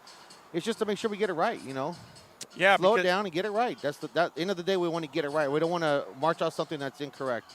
Well, last night, one of the comments I made to Ron Rubio, if you walk off that field and they don't know who you are, that's probably the best game you've ever refereed, because I'm sure there's people in the stands that know your name first and last. Believe me, they knew all of our names last night. We were hearing it from everyone. But that's okay, though. You know what? We did a good job. We walked off the field feeling like we did a good job. We made some mistakes. You're never going to do a perfect game. The first time you do a perfect game, you might as well retire, because it's never going to happen again. Look, we did a good job. I was proud of the crew, and we had a good time. And from my side of it, as being a fan and watching it from upstairs, understanding a little bit of things that go on between the game, I thought it was a very well-officialed game. One of the things I want to talk to you about while I have you up here, John, we do talk a lot about the rules. We do talk about, some of the calls that are made out there. One of the things John's going to talk about, and I really think, in fact, I know a lot of you people are going to enjoy what we're going to talk about. We're going to talk about what actually goes in between the playing, in between the plays, while the game is going on. Some of the things that happen that are to me, I've always found interesting, John, what the players are talking about. And when there's that extra push, it's not always mean intended. It's like, hey, come on, it's just a football nature, the adrenaline pumping. These kids that are playing at high level, especially last night. What were some of the things that you saw that are interesting? That people that will never probably know what happens in between. In between the down markers, in between the plays. Obviously, they know each other. There's a lot of trash talking going on. We kind of just roll with it. As long as it doesn't get personal and they don't, make overt acts to try to hurt somebody, the trash talking we can put up with. And we'll just get in there, break them up, and just, come on, boys, go back to the other side, get back in your huddle, things of that nature. But for the most part, we let them play. The only thing we try to do is, if it's a safety-related issue, we're going to throw flags. And that's where probably last night you saw a lot more flags for personal fouls, because they were safety-related matters. A lot of the other stuff, for the most part, we let the kids play. We got a penalty tracker who takes care of our penalties, and I think there was 8 penalties for Central and 5 for Brawley or something. But if we go back and look, they were like unsportsmanlike, personal foul, because those are the ones that were the safety-related ones. And, of course, the encroachments or the offsides, the obvious stuff. But for the most part, I hope we let the viewers watch a good football game, because we just let the kids play. We don't want to be any part of the game, but we stepped in when we had to, and I think the crew did a good job. They caught the big calls, the big safety-related calls, a couple of blindside blocks, and, they got in there. We put a stop to it real quick, and the game went smooth. As far as I'm concerned, they did a good job. They did a great job. Yeah, I mean, when you're talking about good job, John, I think the whole atmosphere last night, you were on the field for that start. I mean, that was emotional, the start of the game. I think the Brawley Union High School, I know Billy and a couple of board members, Joel and other people were involved. talk about a little bit about the pregame festivities that were going on, John. Yeah, that was really nice. They had the horses out there from Border Patrol. You had all the different law enforcement agencies throughout the valley there. They were introduced before the game. The large flag that was out there, the saxophone for the national anthem. I think really Billy did a really good job. He put a lot of work and effort into the pregame festivities, and you know, hats off to Billy. He really worked his tail off to get that thing, and it went off without a hitch. I think it went really good. I think we kicked off at 7:02. So for all the activities that he had, we still were able to get the kickoff close to 7 o'clock. Yeah, and when you say that, there was also a special announcement, and I wouldn't even call it an announcement, but there was a memorial for the officer. That's right. That was Agent Flores, I believe it was. Flores Panuelos, yeah. And you know, it's not. I remember that day when that wind was blowing, and it just so happened that Agent Flores was helping a vehicle stranded on the side when that incident happened, and it took his life, which was very unfortunate. And the reason I remember is because we remember days like that when that wind's blowing, you can't even see in front of you 10 feet. Oh, it was horrible that day. Remember, like you couldn't even see, you know, I don't even 20 feet in front of you. It was the conditions were so bad, especially in the area that they were in, because it's all sandy. There was no buildings or anything. It was in the middle of the desert. Area of Salton Sea and the checkpoint. So there's nothing there to stop the sand from blowing across the freeway. And, you know, it's just unfortunate that that whole thing happened the way it did. He was trying to help somebody, and, you know, look what happened. Yeah, and like you said, hats off to the whole BUHS, you know, for doing it for the first responders and for the family of Agent Flores. So, John, one of the things, let's use last night as an example. You go in at halftime. What is going on at halftime when you go in there? You don't sit in there and prop your feet up, drink a soda. What's going on there, as example, to your crew? Okay, so I'll ask, you know, like last night I asked Benny, how's your sideline? Any problems? Any complaints from the coaches? No, everything was fine. Same with Nate. How was the central sideline? Everything's good. They just, you know, complaining about a little bit of holding. I said, yeah, I hear it. I'm watching it. There's a little bit of shirt, you know, a jersey tugging on both sides, but I'm talking to them. I'll go in there. I'll see the jersey tug, but it's not a restriction. It doesn't have an effect on the play, and we just kind of go over that. You know, how we doing on the time on the 40-second clock, JJ? We're doing good. Are we getting close? No, we're doing fine. Because sometimes we may be getting close to the 40-second clock, and we need to let the coaches know at halftime, hey, look, you guys are getting close to getting the delay game. You need to speed it up. And we didn't have any issues like that. I talked to Alan. How's everything in the middle? Good. He had good spots. Everyone's putting, you know, the ball on a yard marker, so it made it easy for him. We were helping the ball in. So we're just trying to just go over mechanics, see how the sidelines are going, how everything was working out for the first half, and we had no problems. And, you know, just try to fix any problems if there's anything before we go into the second half kickoff. And that's it. And then try to relax if you can. But, yeah, you know, you got so much going on at one time. It's hard to relax. Because by the time you go through that little ritual, you look up, there's like 2 minutes left, and you got to head back out to the field. Now, I did notice in last night's game, of course, I look at the game a little bit different. Me and you talk after the games and stuff like that. But I look at the game a little bit different. Last night's game, everybody seemed to gel, but I know that's not your normal crew. And is that credit to the organization trying to keep everybody the same, to officiate the same? Yeah, you know, that wasn't the normal crew. The crew last night, everybody on that crew has worked a Division V championship game, so they knew what type of pressure to expect. And, you know, I would like to say everybody in the association is ready for a big game like that, but unfortunately you get out there in front of all those fans and you kind of, you know, get scared. I mean, there's a lot of pressure out there. You have to realize, out of 200,000 people in the county, there's only about 7 of us that are able to get out there in front of thousands of people and do this game and able to do a good job. And I think they did a great job.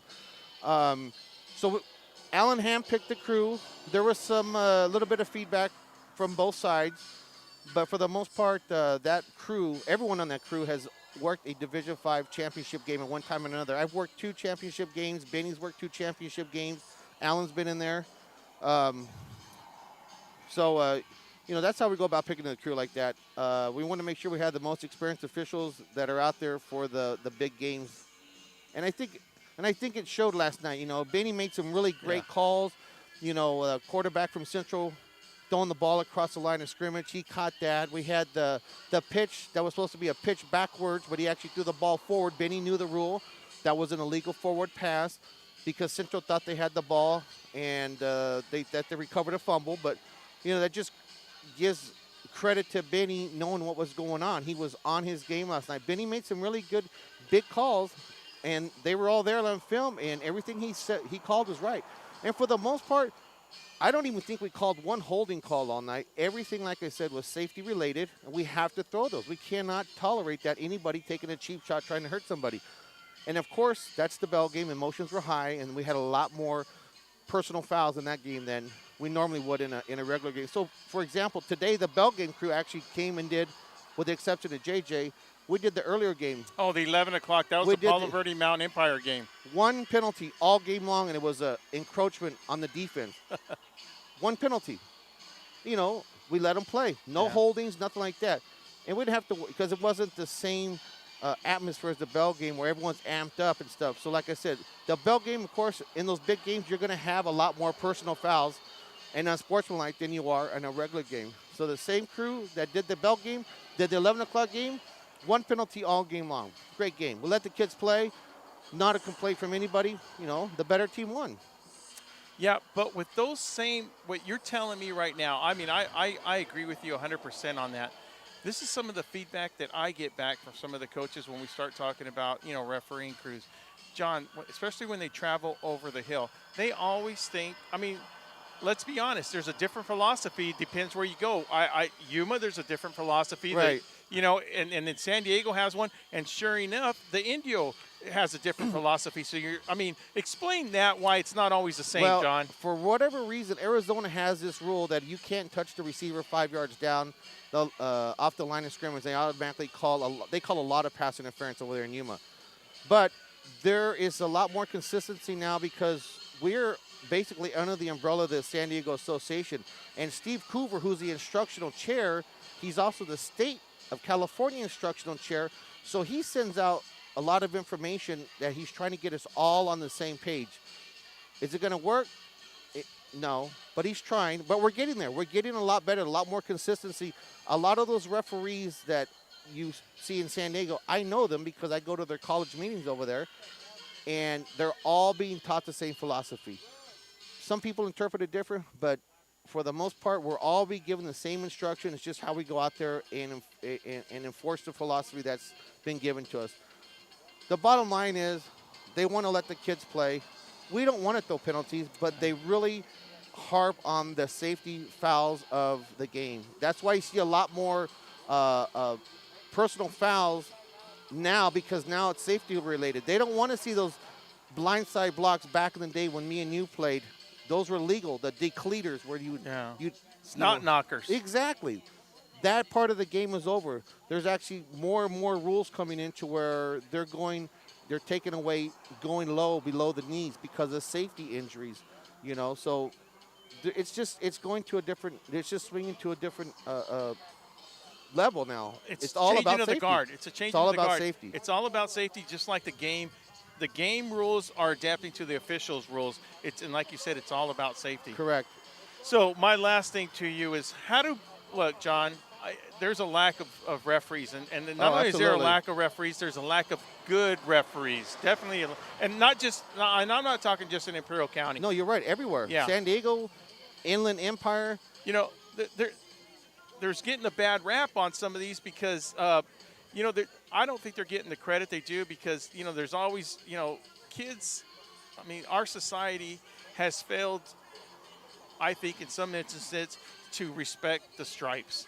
I mean, whether it's football, whether it's baseball, and you know, I think we're all at fault. You know, I'm not saying it's, you know, some cases are worse than others, but still, you know, I remember back in the day, John, man, you better shut up. You better not even talk to a referee. Exactly. Yeah. I remember those days. Yeah. You're right. There's a shortage of referees. It's hard to recruit them, you know. I've had people, like, come to the games and, like, wow, you get yelled at a lot. But I do. I go, you want to be a referee and come help us out? Well, why would I do that and get yelled at? I just saw what you went through. I go, well, I mean, I get it. We're going to miss calls. I get it. It's just part of the game. You know, it's a different perspective being on the field than being up here. An example, I was looking at, I remember one play particular from last night where I go, man, was that a hold or not?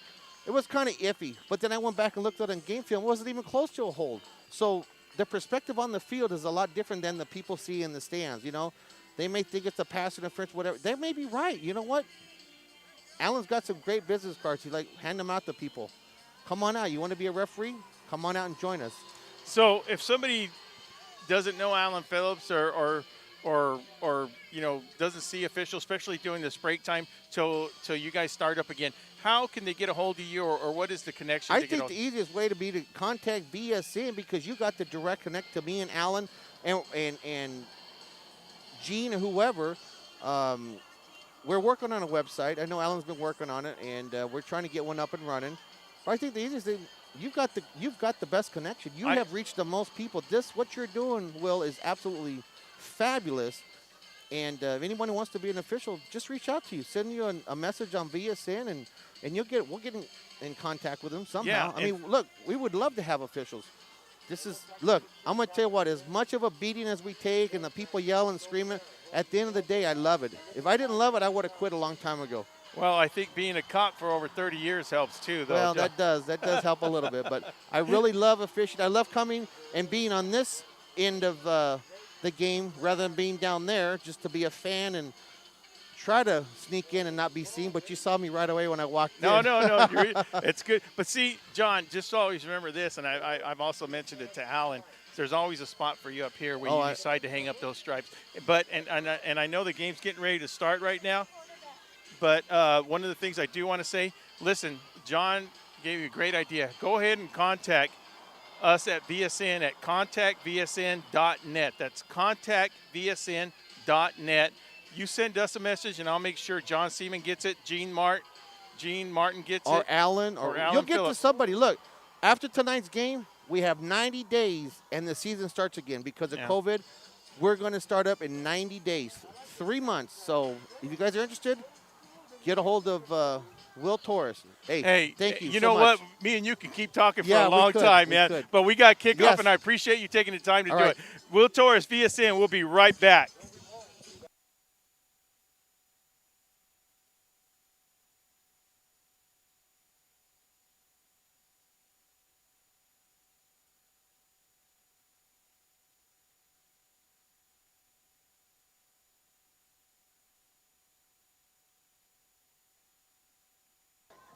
Welcome back as we get ready for the kickoff here. And that was, I do mean it. There's people that, like John Seaman, that we can keep talking football. But it's time for the kickoff now. And here's my man to take over, Mr. Ron Rubio. Deep to receive for the Southwest Eagles is Esteban McDonough. It's a pooch kick, and it's an onside kick. And it's actually going to be recovered by Southwest. It was a pooch. That's recovered by number 88, and that's a good hands team, basically, by Derek Mankin. So they kicked it to the wrong person. Good hands, man, right there, Derek Mankin. First and 10 for the Southwest Eagles at the 45-yard line. A little twist in the game. Number 10, Youngers, is out of the game and into quarterback. It looks like it may be number 23, Cervantes. Cervantes will be the quarterback now, as number 10 has been replaced due to an elbow injury. Standing on the sidelines with an ice pack on his elbow. Now, what happens to the playbook? Is it just going to be handoffs, or do you have something in your playbook, Coach Haynes? The give is to Manny Gonzalez. Manny tries to work his way up to the left side. Maybe a gain of 2 yards. We'll give him 2.5. Interesting point on the change of the quarterback, Ron. They're both freshmen. Cervantes and Youngers are both freshmen. So things still looking it up for the next couple of years here. Coach John Haynes, he's got a very, very young group to look forward to after the season. And like John Seaman said, you got 90 days, Ron. 90 days, and they kick off again. 90 days. Spring ball's right around the corner, as we talked about in our pregame. Here we go. Cervantes in shotgun formation, setback.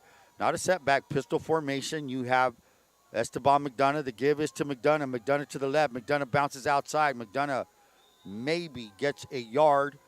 So right away, right off the bat, we're looking at a 3rd down and 7.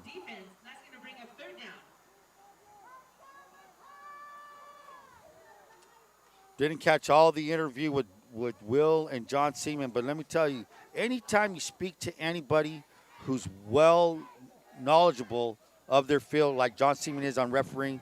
It's a great chat, man. Yeah, that like we talked earlier, I think that crew, that was just a great crew last night to have ref that bell game.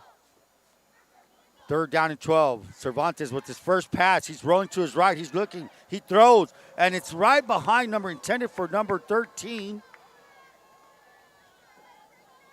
And it looks like they're not changing up the game plan no. too much, Ron. Cervantes looked pretty confident that he was going to sling that ball intended for William Lillian, an incomplete pass.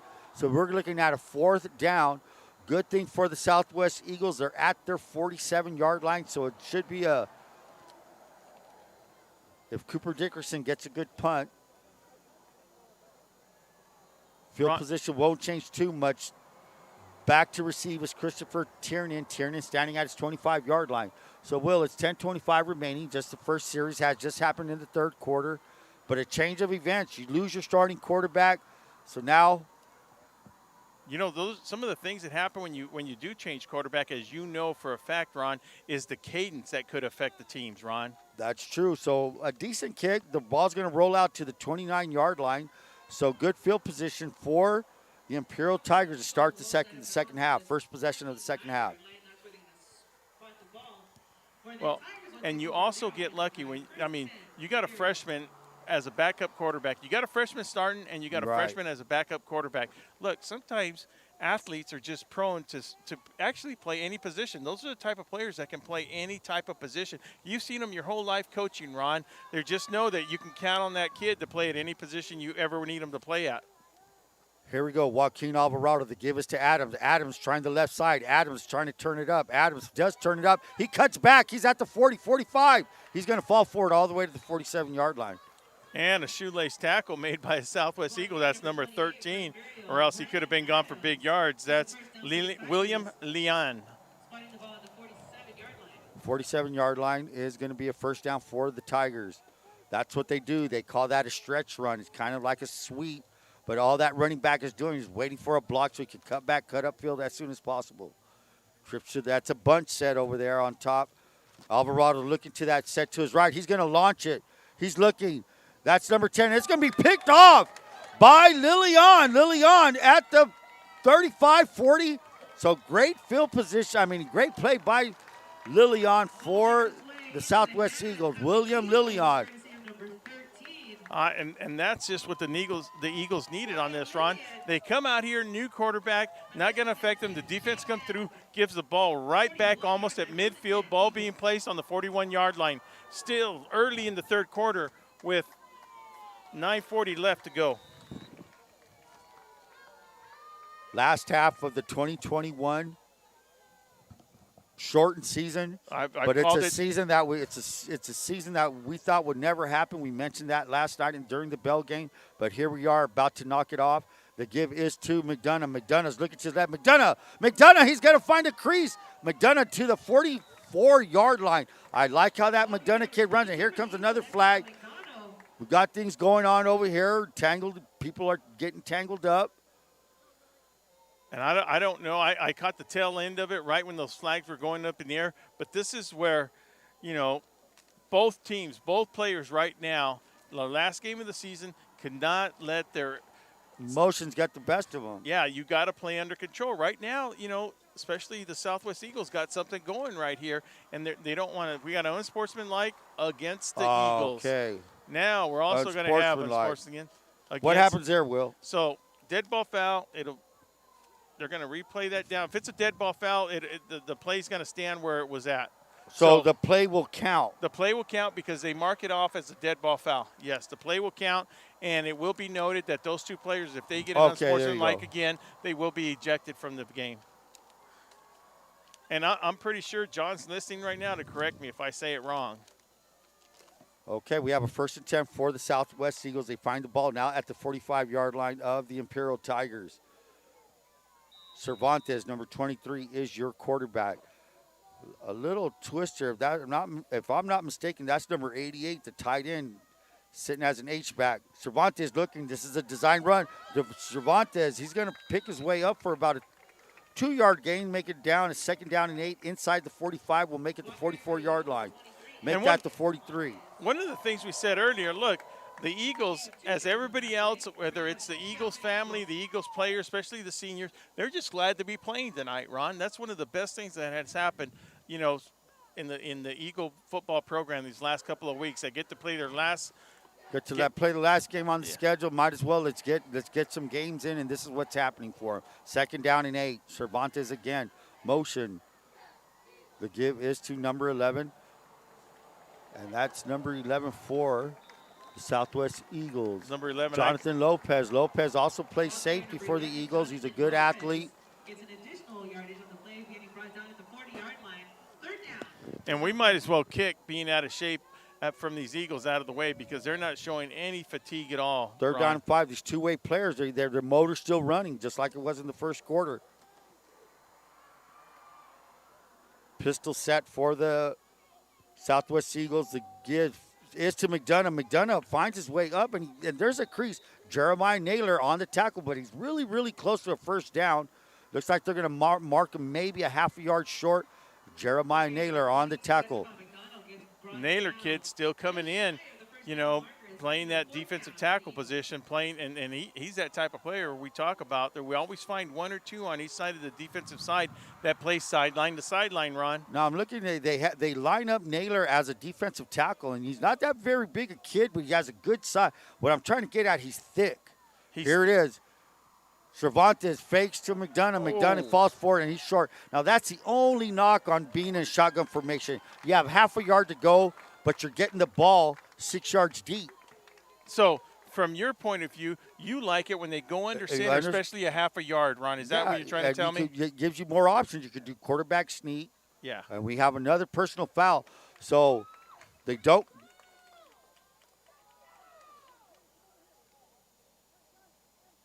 They don't get the 1st down by executing a play, but they're going to get it on a personal foul. And that's maybe what, the 3rd one of the game?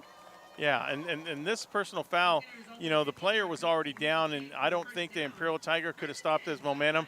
But that's something that you, as being the tackling player, have to control, Ron. You have to play under control.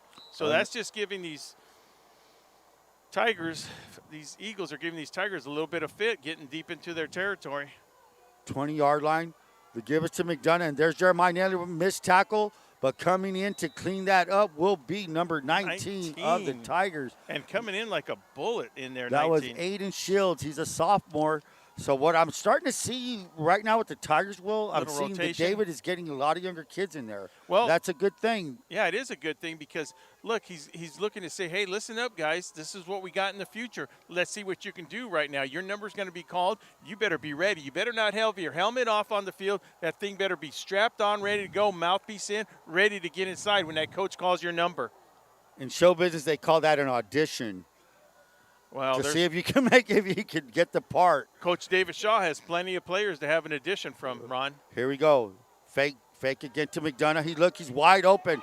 And that's number 11, Jonathan. He's going to score. Nice execution. Jonathan Lopez faked that. You faked that to McDonough, which was been working, and he boots out, slips the receiver out there. Touchdown, Eagles. And nice got to give credit to Nate Smith, number 3, with that tackle for him to go on his backside, to go in there for the touchdown, to make enough room for that alleyway. Number 3, Nate Smith with a great block. Way to go, Nate Smith. That's 28-12. The Eagles missed their first extra point. Looks like they're not going to go. They're going to go for 2. Makes sense.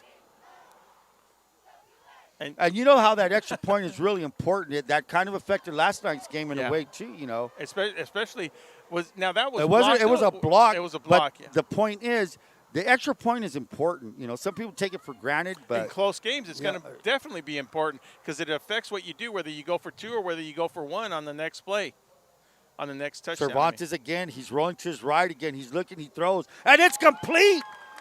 It is complete to Derek Mankin. Hey, they got the 2 points back, and now we're looking at a 28 for the Tigers, 14 for the Eagles, 6:29 remaining in the third quarter, Will. And one of the things I like seeing, there's an energy flowing on the Southwest sidelines. Well, when you got the kind of personality that Coach Haynes has, Ron, I mean, there's no doubt you're gonna have that. You're always gonna be fired up on the sidelines. If you take a look at Coach Haynes right now in the white jersey, you're going to see that Coach Haynes is the type of player that's just got that big type of energy. It's just flowing on the sidelines, man, and he's just ready to roll right now. I mean, that's one of the good things that I like seeing about. And you know, we spoke to him earlier in the year, man. You know, he's always in game. His flow is good, and he's getting over COVID. He's probably felt the best he's ever felt these last couple of days, Ron. So it's a tough thing to overcome, and like you said, credit to Coach Haynes. He's got the kids still fighting away. Great drive. Backup quarterback Cervantes coming in. And guess what? Cervantes, after throwing a touchdown pass and completing a 2-point conversion, he's not finished yet. He's about to kick off.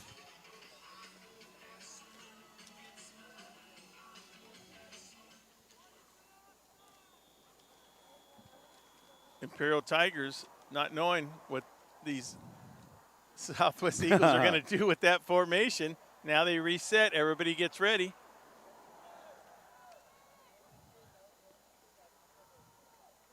Now, sometimes, you know, a lot of teams will prepare for this. Oh, he's not going to do something. The minute you say that, second you say that, boom, they do something tricky. Short kick, Luna to the 35, Luna to the 40. He gets spun around, and he's going to be brought down. Good tackle there. Let's get the number on that kid. That's number 15. That's number 15 for the. That's Andres Lopez. He's a freshman. A lot of freshmen coming out here for these Flying Southwest down, Eagles. making a tackle. Good job for Andres. So it definitely doesn't look like Youngers is coming back into the game, no, he's Ron. out. He's out. He's has an ice pack on his elbow. No need to risk it. 6:21 remaining. The Tigers will start out with good field position at the 38-yard line. Ron, one thing I'm noticing, there is 11 players on the Southwest sideline that are wearing a helmet right now. So credit to the Southwest Eagles for keeping this game coming back a little bit. Tiernan hands off to number 51, Ethan Ramos. So now we may be looking at the future. This is the future quarterback of the Tigers, according to David Shaw. That's a tackle made by Dickerson Cooper. I'm sorry, Cooper Dickerson. 2 yards on the play. It's going to be second down and 8. Ramos is in the backfield. Now they have two. It's a new formation. There's a couple of formations I hadn't seen from the Tigers. Here we go, option. Shaw, number 2, is the pitchback. Shaw gets it. Shaw's going to run his way up close to a first down. Do they spot it for a first down? It looks like they might be short, Ron, but point being that Shaw is no stranger to running that ball. I know at the youth level, you know, he was known to get that ball and break big ones, Ron. Oh, really? So I know he's a youngster, and they had a good backfield starting, but this is what the future of the Imperial Tigers is looking like right here. They don't change much. All they're doing is changing their personnel because – you know, Shaw's just going to open it up. It doesn't matter who's in there. He's just going to open it up. And as we look for a timeout on the field, it looks like the Southwest Eagles are going to – Coach Haynes and his Eagles will call it. So with 5:19 left to score 28-14, Will Torres, Ron Rubio will be back.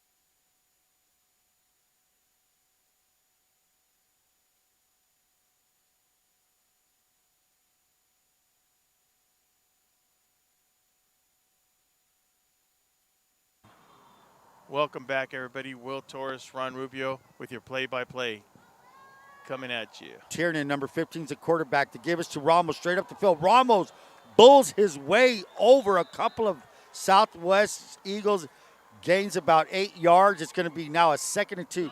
Ramos was just running like a runaway truck. Ron, Second down and 2. Whoa. Ron, that was a next level type of that guy. He didn't even pick up his head. That guy just went You one were just direction going straight. one way. Tiernan, sophomore quarterback.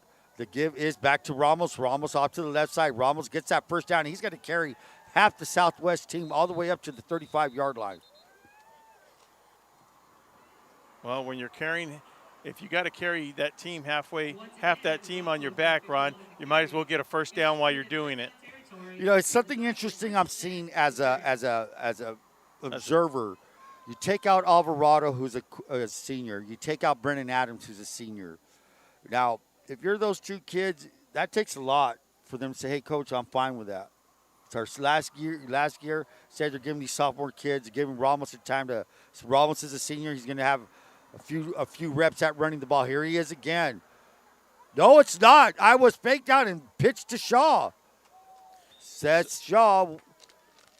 So on the point that you're making right now, Ron, do you see that as a game plan, or do you see it as like, just I'm shooting from the hip and we'll see game time what happens? What's your preference as being a player and as a coach? Do you like to see it done at? I like seeing it done. I like as a coach, you know why? Because right now you're looking at kids right now. You're seeing what the future's looking like. You're going to see what Shaw can do if he's a two-way player. He plays defense. The way he plays, can he handle both sides of the ball? And then Tiernan, a receiver. Here he goes. Tiernan with the fade. He's wide open. And that's a touchdown, I believe. Did he have possession? And it looks like they are going to give him It the is a touchdown. I want the number of that kid who just caught that ball. It was a...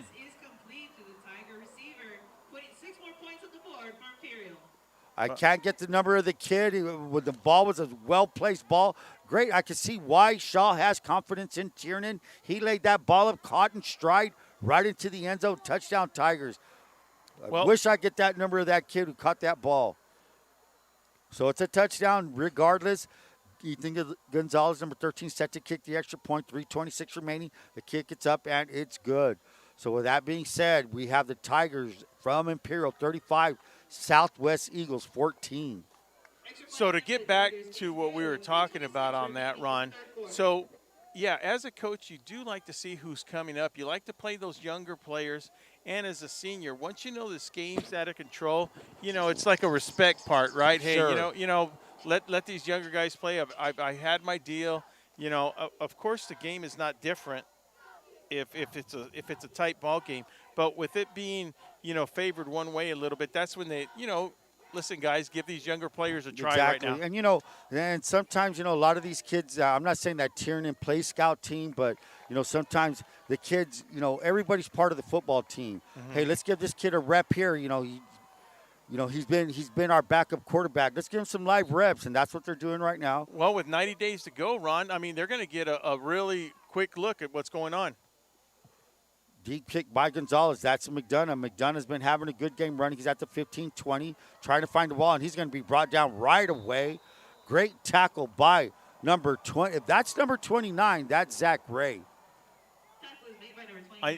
That's Zachary Ray. Yeah, Zachary. Ray's a sophomore. Those are the names that you're going to be hearing in the future here for these Imperial Tigers. And speaking with Coach Shaw, he was very proud of all the young players he has on this squad right here, because they did play Brawley good and they did play Central decent, even though they didn't get to score against Central, but they did play them, those couple of quarters good against them.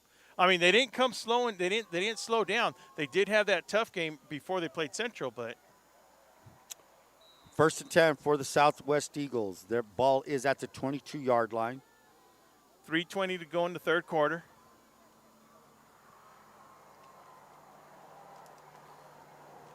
VSN, Friday Night Football on a Saturday. Bad snap. The snap was there. Cervantes just needs to pick it up, and he's trying to make something out of nothing.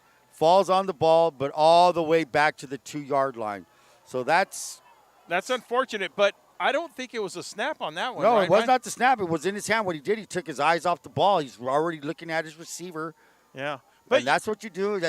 With time, with experience, he'll learn. Get the snap before you start looking at your receivers. And, you're looking at a seasoned Tiger team coming right at you, eyeballing you, and his first thoughts are, hey, listen, this is where I got to go with the ball. And, you got to pay attention. You got to get that ball in your hands first. You're looking across the line of scrimmage, and you see Ethan Ramos, number 51, looking like Dick Butkus. Is Nair still in there? Jeremiah Naylor's in there. He's right off defensive tackle. That's probably then one of the you have reasons. Shaw, and then you have Shaw, number 27, staring at you, coming at you. They know they have a freshman quarterback. They're like sharks in water right now. The give is to McDonough. McDonough's trying to find his way out, and he's brought down by number 55 and let's see who's going to roll off. That's Mr. Shaw, number 27 with the tackle. So the Tigers showing Kai Bishop on assisting with that tackle. Go ahead, Will. Both the Imperial Tigers and the Southwest Eagles showing that they got youngsters to contend with in the future. This is what both cities have to do. The Imperial Tigers and the west side of El Centro, they're showcasing all these youngsters on the team.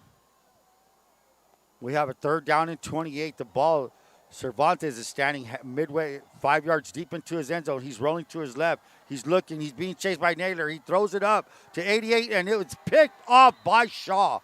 So number 88, Mankin, turns into a defensive player, doesn't make a play on the ball, and Mr. Shaw just goes up there, grabs it at the highest point. Interception for the Tigers and Mr. Shaw. Well, 2 things, and none of them were good that were going to happen. It could have either been a safety or it was going to be an interception, Oski. The best thing that could happen, incomplete. But with that ball hanging up in the air so long like that, the odds are with nothing but white jerseys out there in the flat, it was going to be intercepted. And credit Seth Shaw. Seth Shaw saw the ball coming up. He got it. That's almost like a picture-perfect interception. Why? He waited. He didn't wait for it to come down. He went and got it high. And why not? He had Derek Mankin in his face. Mankin is 6 foot something. Yeah. Tight end. Well, that's just aggressive football. That's good. Yeah. Good football, man. The term is ball hawking. He saw it, went like a hawk, boom, snatched it out of the air. So here we go. Tiernan's back at quarterback. The give is that Artie Escalante or Escalante's going to walk in. Giovanni Escalante, touchdown Tigers. And that's so right off the turnover, Giovanni Escalante, a senior, is going to run in for a run right off the tackle. Score now with 1:22 remaining. It's 41 Tigers, Southwest Eagles 14. And this third quarter might have been the fastest moving along so far. Well, they're not throwing as much. The ball hasn't been through the air too much. Considering this was a 6 p.m. start, we're looking at a beautiful evening at Eagle Field. Once, why I have a minute after his kick, go ahead, Ron. Ethan Gonzalez, we're going to have procedure or offsides. Looks like they're pointing towards the defense. Offsides, ball will be moved halfway up. This is a good point that reminds me right now. Okay, Ron, I'm just going to take things for example right here. Let's say it's a tight game. Let's say you're tied up. From your coaching perspective, if you get an offsides on the defensive side, what are you 50-50 or are you going for 2 most of the time? Going for 2. You're going for 2. That's your philosophy. I'm going for 2. I'm going for 2. Why? Instead of at the 3-yard line, you got a yard and a half. And most playbooks, you have a play that's going to get you 2 yards. Yeah. There's a play in your book, a run play that, hey, when I need 2 yards, what is it? Boom, there it is. Give it to me. Now, would you say that philosophy that you just explained to us and the people listening, is that the most coaches what they're thinking, Ron? It all depends on the coach and what kind of offense you run. Here's a high snap. They may have went for it. Alvarado's looking. Alvarado's going to throw it, and it's caught. That's number 6, Nathan Villalobos. Villalobos with a good catch. Hey, was that set up? It kind of looked good, Ron. I don't know if that was set up or not, or did he yell fire? I don't know, but that regardless, there's 2 points on the scoreboard here, and we're going to get a timeout right now with an injured player out there. And so, Ron, that's one of the things I do like asking you. I want our listening audience to listen to some of the situations that arise.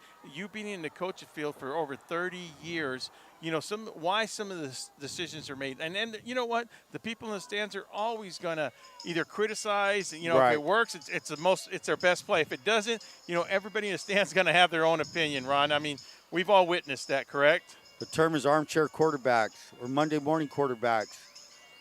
Yeah, we see it a lot, but that's part of the sport, man. Hey, that's part of the sport. Hey, that, you know what? that We've been that's guilty part of of it the too. territory. We're all guilty of it, man. Yeah. You should have, would have, could have. So here we go. Ball's at once set to again, kick. Will Torres, Ron Rubio, Joaquin behind the computer, Sarah on the camera. We are VSN on a beautiful Saturday night evening. Ethan Gonzalez set to kick number 13. I think Ethan Gonzalez is a sophomore, and if he is, good. Yeah, he is, sure is. He's going to get a stronger leg, and McDonough lets it go in the end zone. Good choice. They'll start at the 20. So it's going to be a 1st and 10 for the Southwest Eagles on their own 20-yard line with 1 minute, 22 seconds remaining in the third quarter. So, yeah, and once it said, those are some of the questions that, that, like I was saying earlier, that I want our audience to know, like in given situations, what are some of the choices they have? And of course, they're not always right, but, there's a lot of things that go into that, right? The momentum, the time on the clock. Yeah, exactly. There's a lot of things that it's not just, they're not just making calls for their own convenience.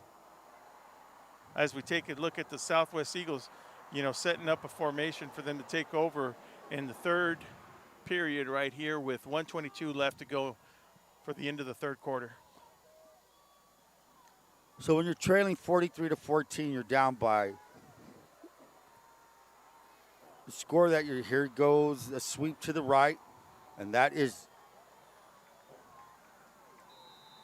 Jonathan Lopez. Jonathan Lopez, an athletic kid. Not sure what year Jonathan Lopez is.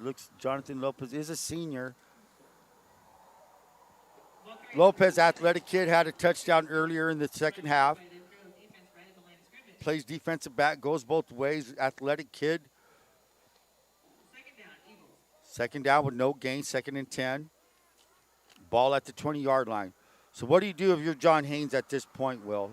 Well, I think you start looking to the future, but that, with him coming in with not such a big squad, I mean, he did that at the start of the game. And right now you can't afford to have injured players as we see some of the players going down right now. People got to step up, Ron. That's the other thing. People's got to step up. And look, there's going to be that player that maybe didn't always get that PT all the time. But I'll tell you what, this is the opportunity he's going to get. When they put him in, they go, hey, listen, where's this guy been at? Those are some of the kids that flourish sometimes, Ron, that they go under the radar unnoticed. And they excel when they call their number. And those are some of my favorite players. You as a coach, you see that a lot, Ron. When you make it to the varsity level on any sport, when you're given a chance, man, to do something, here's your chance, your opportunity. You have to take advantage of it. Here's Cervantes with the quick hitter outside, incomplete pass. Intended receiver was number 11, Jonathan Lopez. So he just got it and slung it out there. He's a little bit quicker on the trigger than Youngers was. He just wants to get that ball out really quick. But that's what might have caused that fumble on his part when the ball was snapped into him. He's thinking ahead. But you know what? Like you said, look what he's looking at. Look at that Imperial Tiger defensive line he was looking at. When you're a freshman, you're looking over there at the other side. You got these seniors that have been playing 2-3 years of varsity ball. Man, that's intimidating. And I've admitted on the air I would not play varsity football as a freshman. Here we go. Good run up the middle, up off the right side of the offensive line. That's McDonough. Esteban, that's going to end the third quarter. So at the end of the third quarter, we have the Imperial Tigers 43, Southwest Eagles 14. And with that said, Will Torres, Ron Rubio will be right back.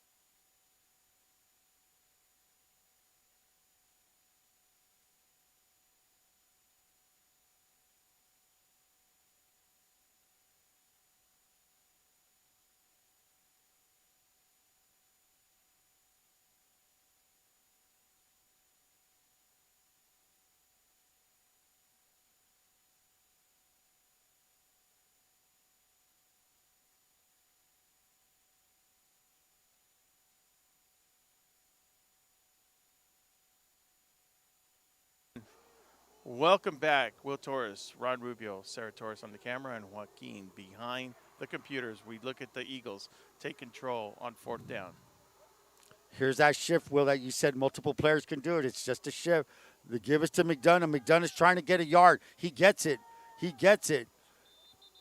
A little bit of a dangerous move. And like I said, man, you get that ball 7 yards deep, and now you're looking to get that 1 yard. Well, you got to run 8 yards to get one to get 1 yard. But we talked about that. You asked a question earlier. What's Coach John Haynes going to do right now? Look, he's showing us what he's going to do right now. He's down double-digit numbers right now, Ron, and he's 4th down deep in his own territory, and he's still going for it on 4th down. So the good thing about Coach John Haynes and the squad that he has with him, he has confidence in him, Ron. Down by 29 points, 4th quarter. Last 12 minutes of the season for Mr. Haynes and the Southwest Eagles and the Imperial Tigers. Cervantes, slow give to McDonough. McDonough is wrapped up, dropped at the 25-yard line, tackled by, trying to get his number, waiting for the kid to turn around. Who that is, Zach Gray? Zach Gray and Naylor coming in to finish him off. Hey, listen, they're not, look, doesn't matter what, you leave them in there, they're not going to slow down one bit. Doesn't matter who's playing in the backfield for those Southwest Eagles. Zach Gray with the tackle. Zach Gray had a touchdown earlier in the 2nd quarter from Alvarado. Good-sized kid from out here. We don't have his measurements, but he looks like a good-sized kid in that uniform. 2nd down and we'll say 16. Cervantes is in. Youngers was injured in the second quarter. Fake. He throws a little fade out to number 11 intended. And guess who defended that play? Number 29, Zach Gray. Pass intended for Jonathan Lopez. That's just good athleticism right there, Ronnie, reaching up to stop that pass. And while we have a little bit of break right now, don't forget to thank our sponsors that have been generous and very courteous to supporting VSN, what we do out here for everybody. That's Desert RV, the Calexico Chronicle with the Hopeville Tribune. Also on that list, Bahama Mamas. If you know, you know. And I don't know. We don't know. 3rd and 17, rollout by Cervantes. Cervantes being rushed by Ramos, and that's going to be picked off. He throws it away. Let's see who's this. And that is number Mr. 4. Luna. Mr. Luna, number 4. Andrew Luna. Ball was up in the air. He went and grabbed it, and that's like, I think, the 2nd interception of this half. 10-19 remaining. Tigers ahead, 43-14. The ball now, they find the ball at the 21-yard line, so another short field for the Tigers. Yeah, the thing is, Ron, look, Southwest Eagles, Coach Haynes, they're not just going to roll over and let these Imperial Tigers score on them. Whatever the position change is on the Tiger side, these Eagles are going to play like the score's still tied, and they will not. They will do their best to allow them to go in. On the same side, David Shaw is also going to try his best, doesn't matter the personnel, to get that ball in the end zone. Ball's at the 21-yard line. Now, one thing to consider, Haynes has to look at this film and say, we've given up 3 touchdowns on short drives, a 12-yarder, now at 21. Here's Ramos. Ramos is trying to bangs his way up to the 17-yard line. We've seen, I think it was a Brawley game, if I'm not mistaken. 51 Ramos. Well, I'm not sure what game it was, but in one game, Ramos got the ball 4 times outside the 50-yard, and they just rammed him. Boom, boom, boom. Run after run till he got into the end zone.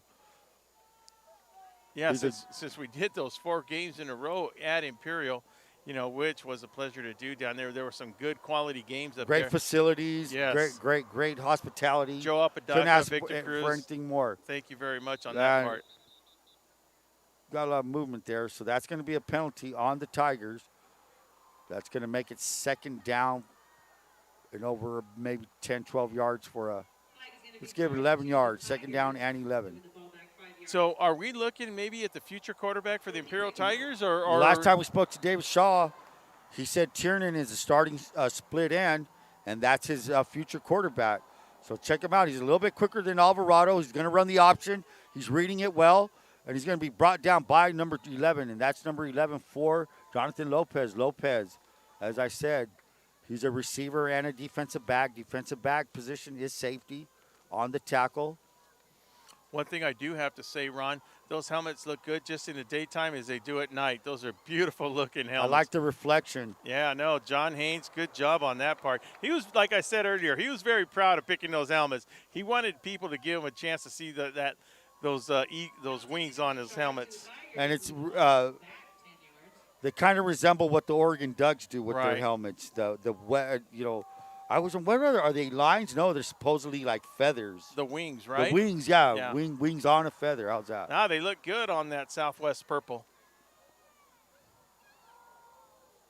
Hey man, this is one thing I love about football. I love the color. Look at this, purple versus red. It's good stuff. Here's a swing, and that's complete. No, it's drop. Oh. Not a backward pass. No, that's not, because that whistle was blown really quick on that. I was waiting to see. I thought it was parallel, but, they're on the ground looking Now at it. parallel, what's up? That's- Live ball, That's a back ball. If it's parallel, and behind, backwards pass. But parallel, that's a fumble. Live that's ball. a forward pass. If it's is parallel, forward, yes. Because it's not back, so it's Oh, if there you it's go. parallel, it's forward. It's incomplete, automatic. Incomplete pass, correct. 3rd down and 22 for the Tigers. And on that note, if it's parallel, you better sell it. That's for sure. High snap. He's looking again for that swing. He doesn't see what he wants, and he's going to run forward, and that's Tiernan, quick-footed Tiernan, all the way up to the 25. So he gets a good chunk of that yardage He back, runs at least good. 10 yards. He runs real good. He runs Ron. real good. Yeah. He's quicker, he's a lot quicker than Alvarado. Alvarado's Yeah. a big kid, 6-something, 185. Tiernan, a little bit smaller, quicker. Yeah, I mean, it's a type of quarterback change where your offense might change depending on who's back in the backfield. And while we got a minute, I'd like to continue. Don't forget to, when you see these people or you go visit their companies, to make sure you give them a big thank you on behalf of VSN. It's because of these people that we were able to continue what we're doing with the VSN, with the high schools, that we were able to videotape some of the nice games, being the COVID year. Ron and I and the whole VSN crew are very appreciative, for the help that we receive from these people. AG Product and Resources, Vesey and Company out of Hopeville, Brownie's Diner, and the original Town Pump. Ronnie, did I tell you the Town Pump's reopening again? Can't wait to go. Yeah. Radco, I'd like to give a big old thank out to Kuhn out there at Radco Company outside of Brawley. Turner Trucking, give Brady a call anytime you need some of that heavy equipment moved. Elms Reynolds, located in Brawley, El Centro, and their Indio facilities. As I pass it over to Ron to get over with the play. 4th and 15, the Tigers are going for it, and why not? It's at the 26-yard line. Double receivers on both sides. Tiernan, and it hits Ramos, and it's going to be recovered by the Tigers. So that's something. Ramos is not your everyday back. Good recovery there by number 5 of. That's on the Eagles side. On the that's Eagles number side. 5. That's Manuel Gonzalez. Manuel Gonzalez. So that kind of little play there, Ramos, not your every play running back, got in the way of the snap. And it bounced off him, and boom, fumble. Ron, one thing I got to say, you got very good eyesight. I have a little bit of trouble sometimes seeing up here. You got pretty good eyesight, let me tell you that. The thing is, it's all that film you watch. You learn to do. That ball will take funny bounces all the time. Here we go. 1st and 10 for the Southwest Eagles right after the turnover. So now they're at the 35-yard line. 1st and 10, Cervantes. They give us to McDonough. McDonough was going to go up the middle, bounce it to the right. He's going to lose 4 or 3 yards on the play. Make it now a 2nd down and 13 for the Southwest Eagles. Well, this is one of those situations that the Eagles and Coach Haynes, they get a turnover late in the game. You have a young squad out there. Well, I don't even know if he has a young side, because he started with a young squad out there. So I don't know if he's made any changes out there on the offensive. I know on the offensive line he hasn't. But you got to start. You got to start somewhere, right? Let's see what these kids can do. I know their quarterback's also a freshman, their backup quarterback, so he's got to start making things happen. They give us to McDonough. McDonough maybe gains a yard on that if he does. 7:55 left. Halfway through. Well, we're getting halfway Regulation through. in the 4th quarter. 3rd down and 12 for the Southwest Eagles. They're looking at Haynes. Haynes is. That's what I like about these new offensive players. I mean, You don't have people running in plays. You don't have your quarterback running the sidelines. You're just reading signals. Yeah. And that kind of speeds up your process. You get more plays that way. Oh, they run a third more plays than a lot of other teams here in the Valley. Cervantes, nice. And that's Nate. That's number 3. That is Nate Smith on the reception. Nate Smith, who gave a good block down here to spring the running back. Spring the touchdown for the Eagles. Nate Smith making it a 4th down and 7. And let me tell you something about that Cervantes kid. He'll catch that, and he just gets rid of it. He's like a little second baseman turning a double play. As soon as it hits his glove, he's going to toss it. 4th down and 7. Punting formation, that's Cooper Dickerson, number 45.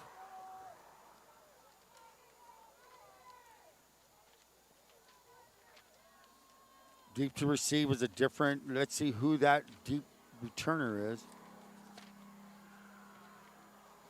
Cooper with nice punt, and that's number 10. Number 10 for the Alejandro Perez. Perez is a sophomore. So I've seen 3 sophomores that are, doing a good job when they're in there. That's Perez there, number 10. You have the Ray kid, number 29. Well, those are the things and your quarterback, 15, Tiernan. So yeah, those are the things. Pretty bright spots for David Shaw and the Imperial Tigers. When your number's called, Ron, you better step in there and start doing your job because it's next man up at this level right now.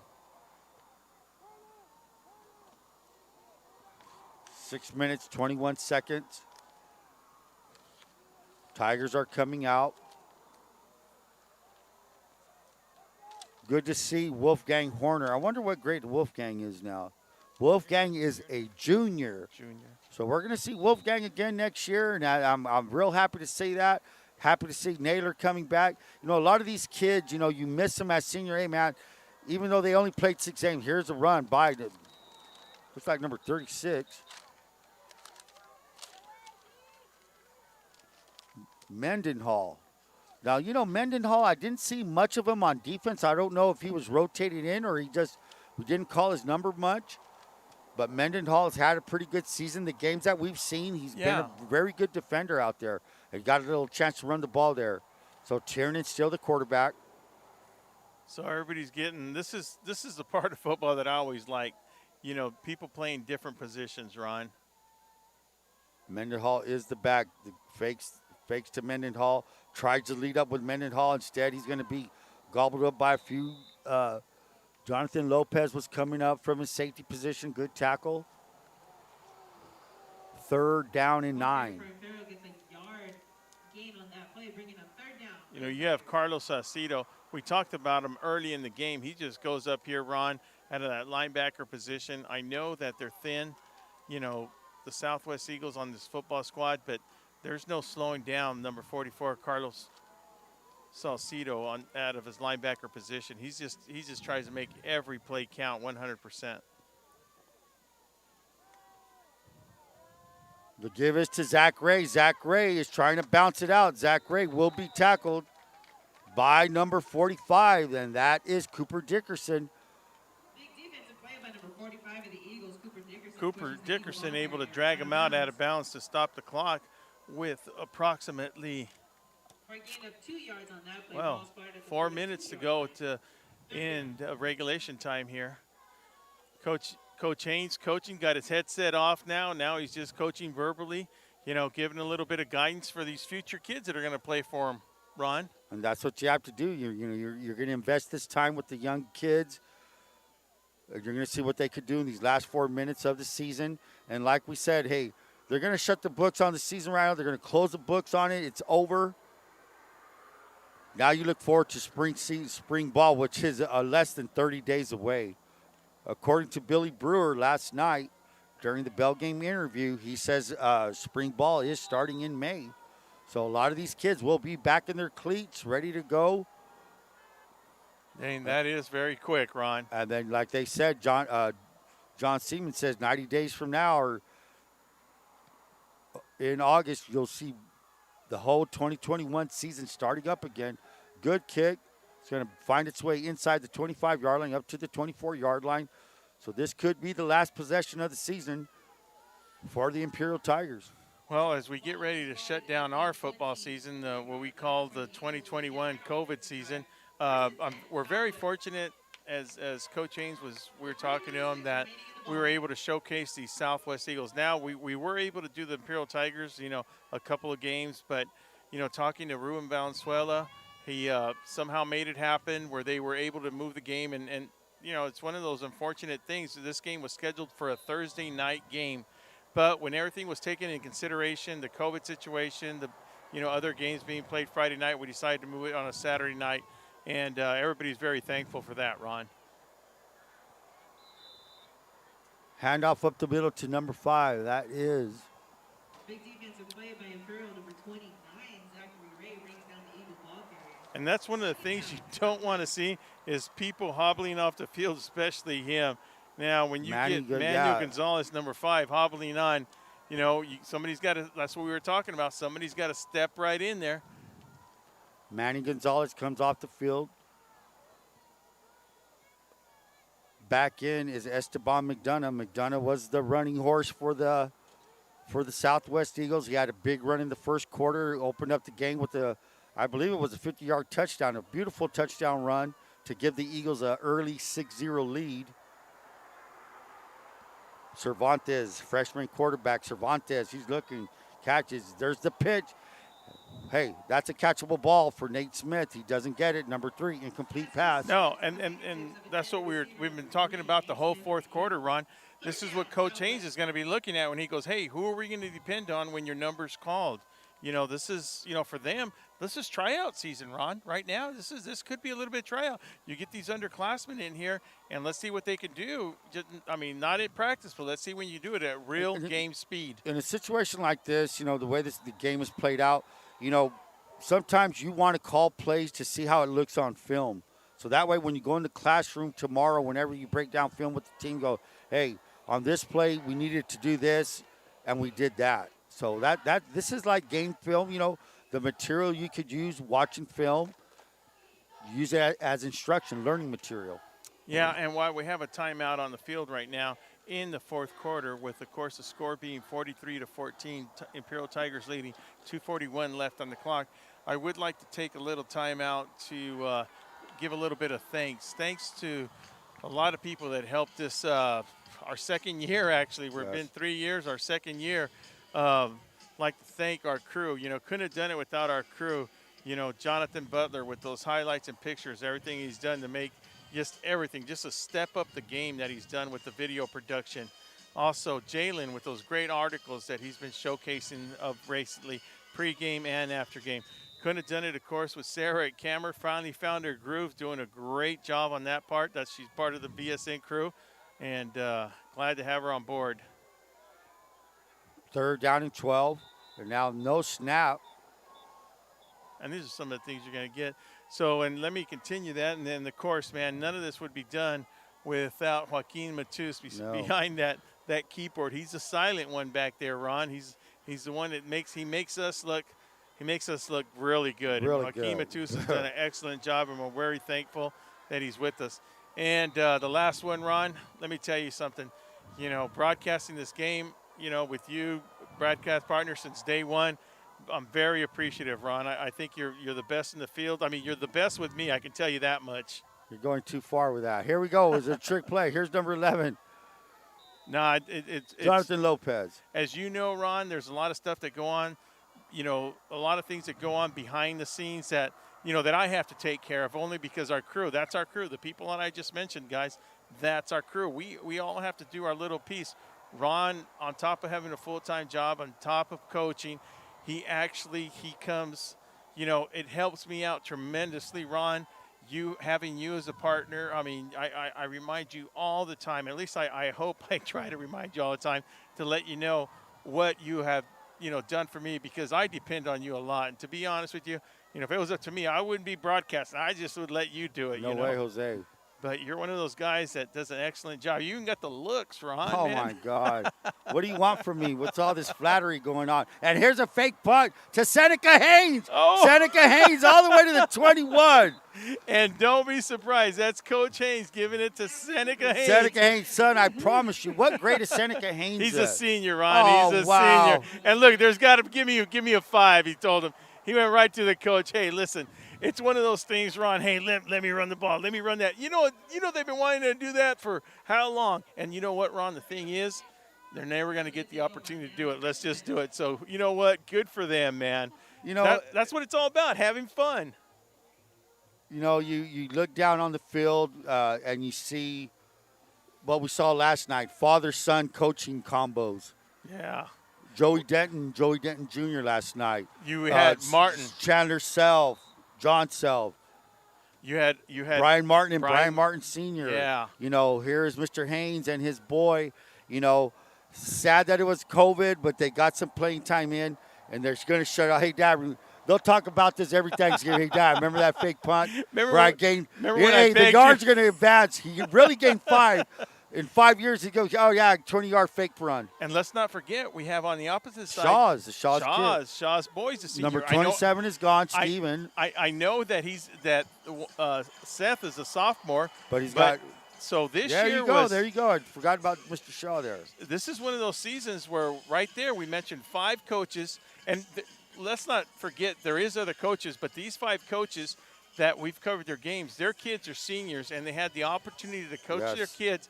And what we just witnessed right now, that is something like Ron said, they're going to talk about at Thanksgiving. Dad, remember, I begged you all year. I begged you all year to let me run that fake punt. Then he finally let him do it because come Thanksgiving, boy, you know they're fighting over that turkey. If he hadn't let him run it, he would have never let him down.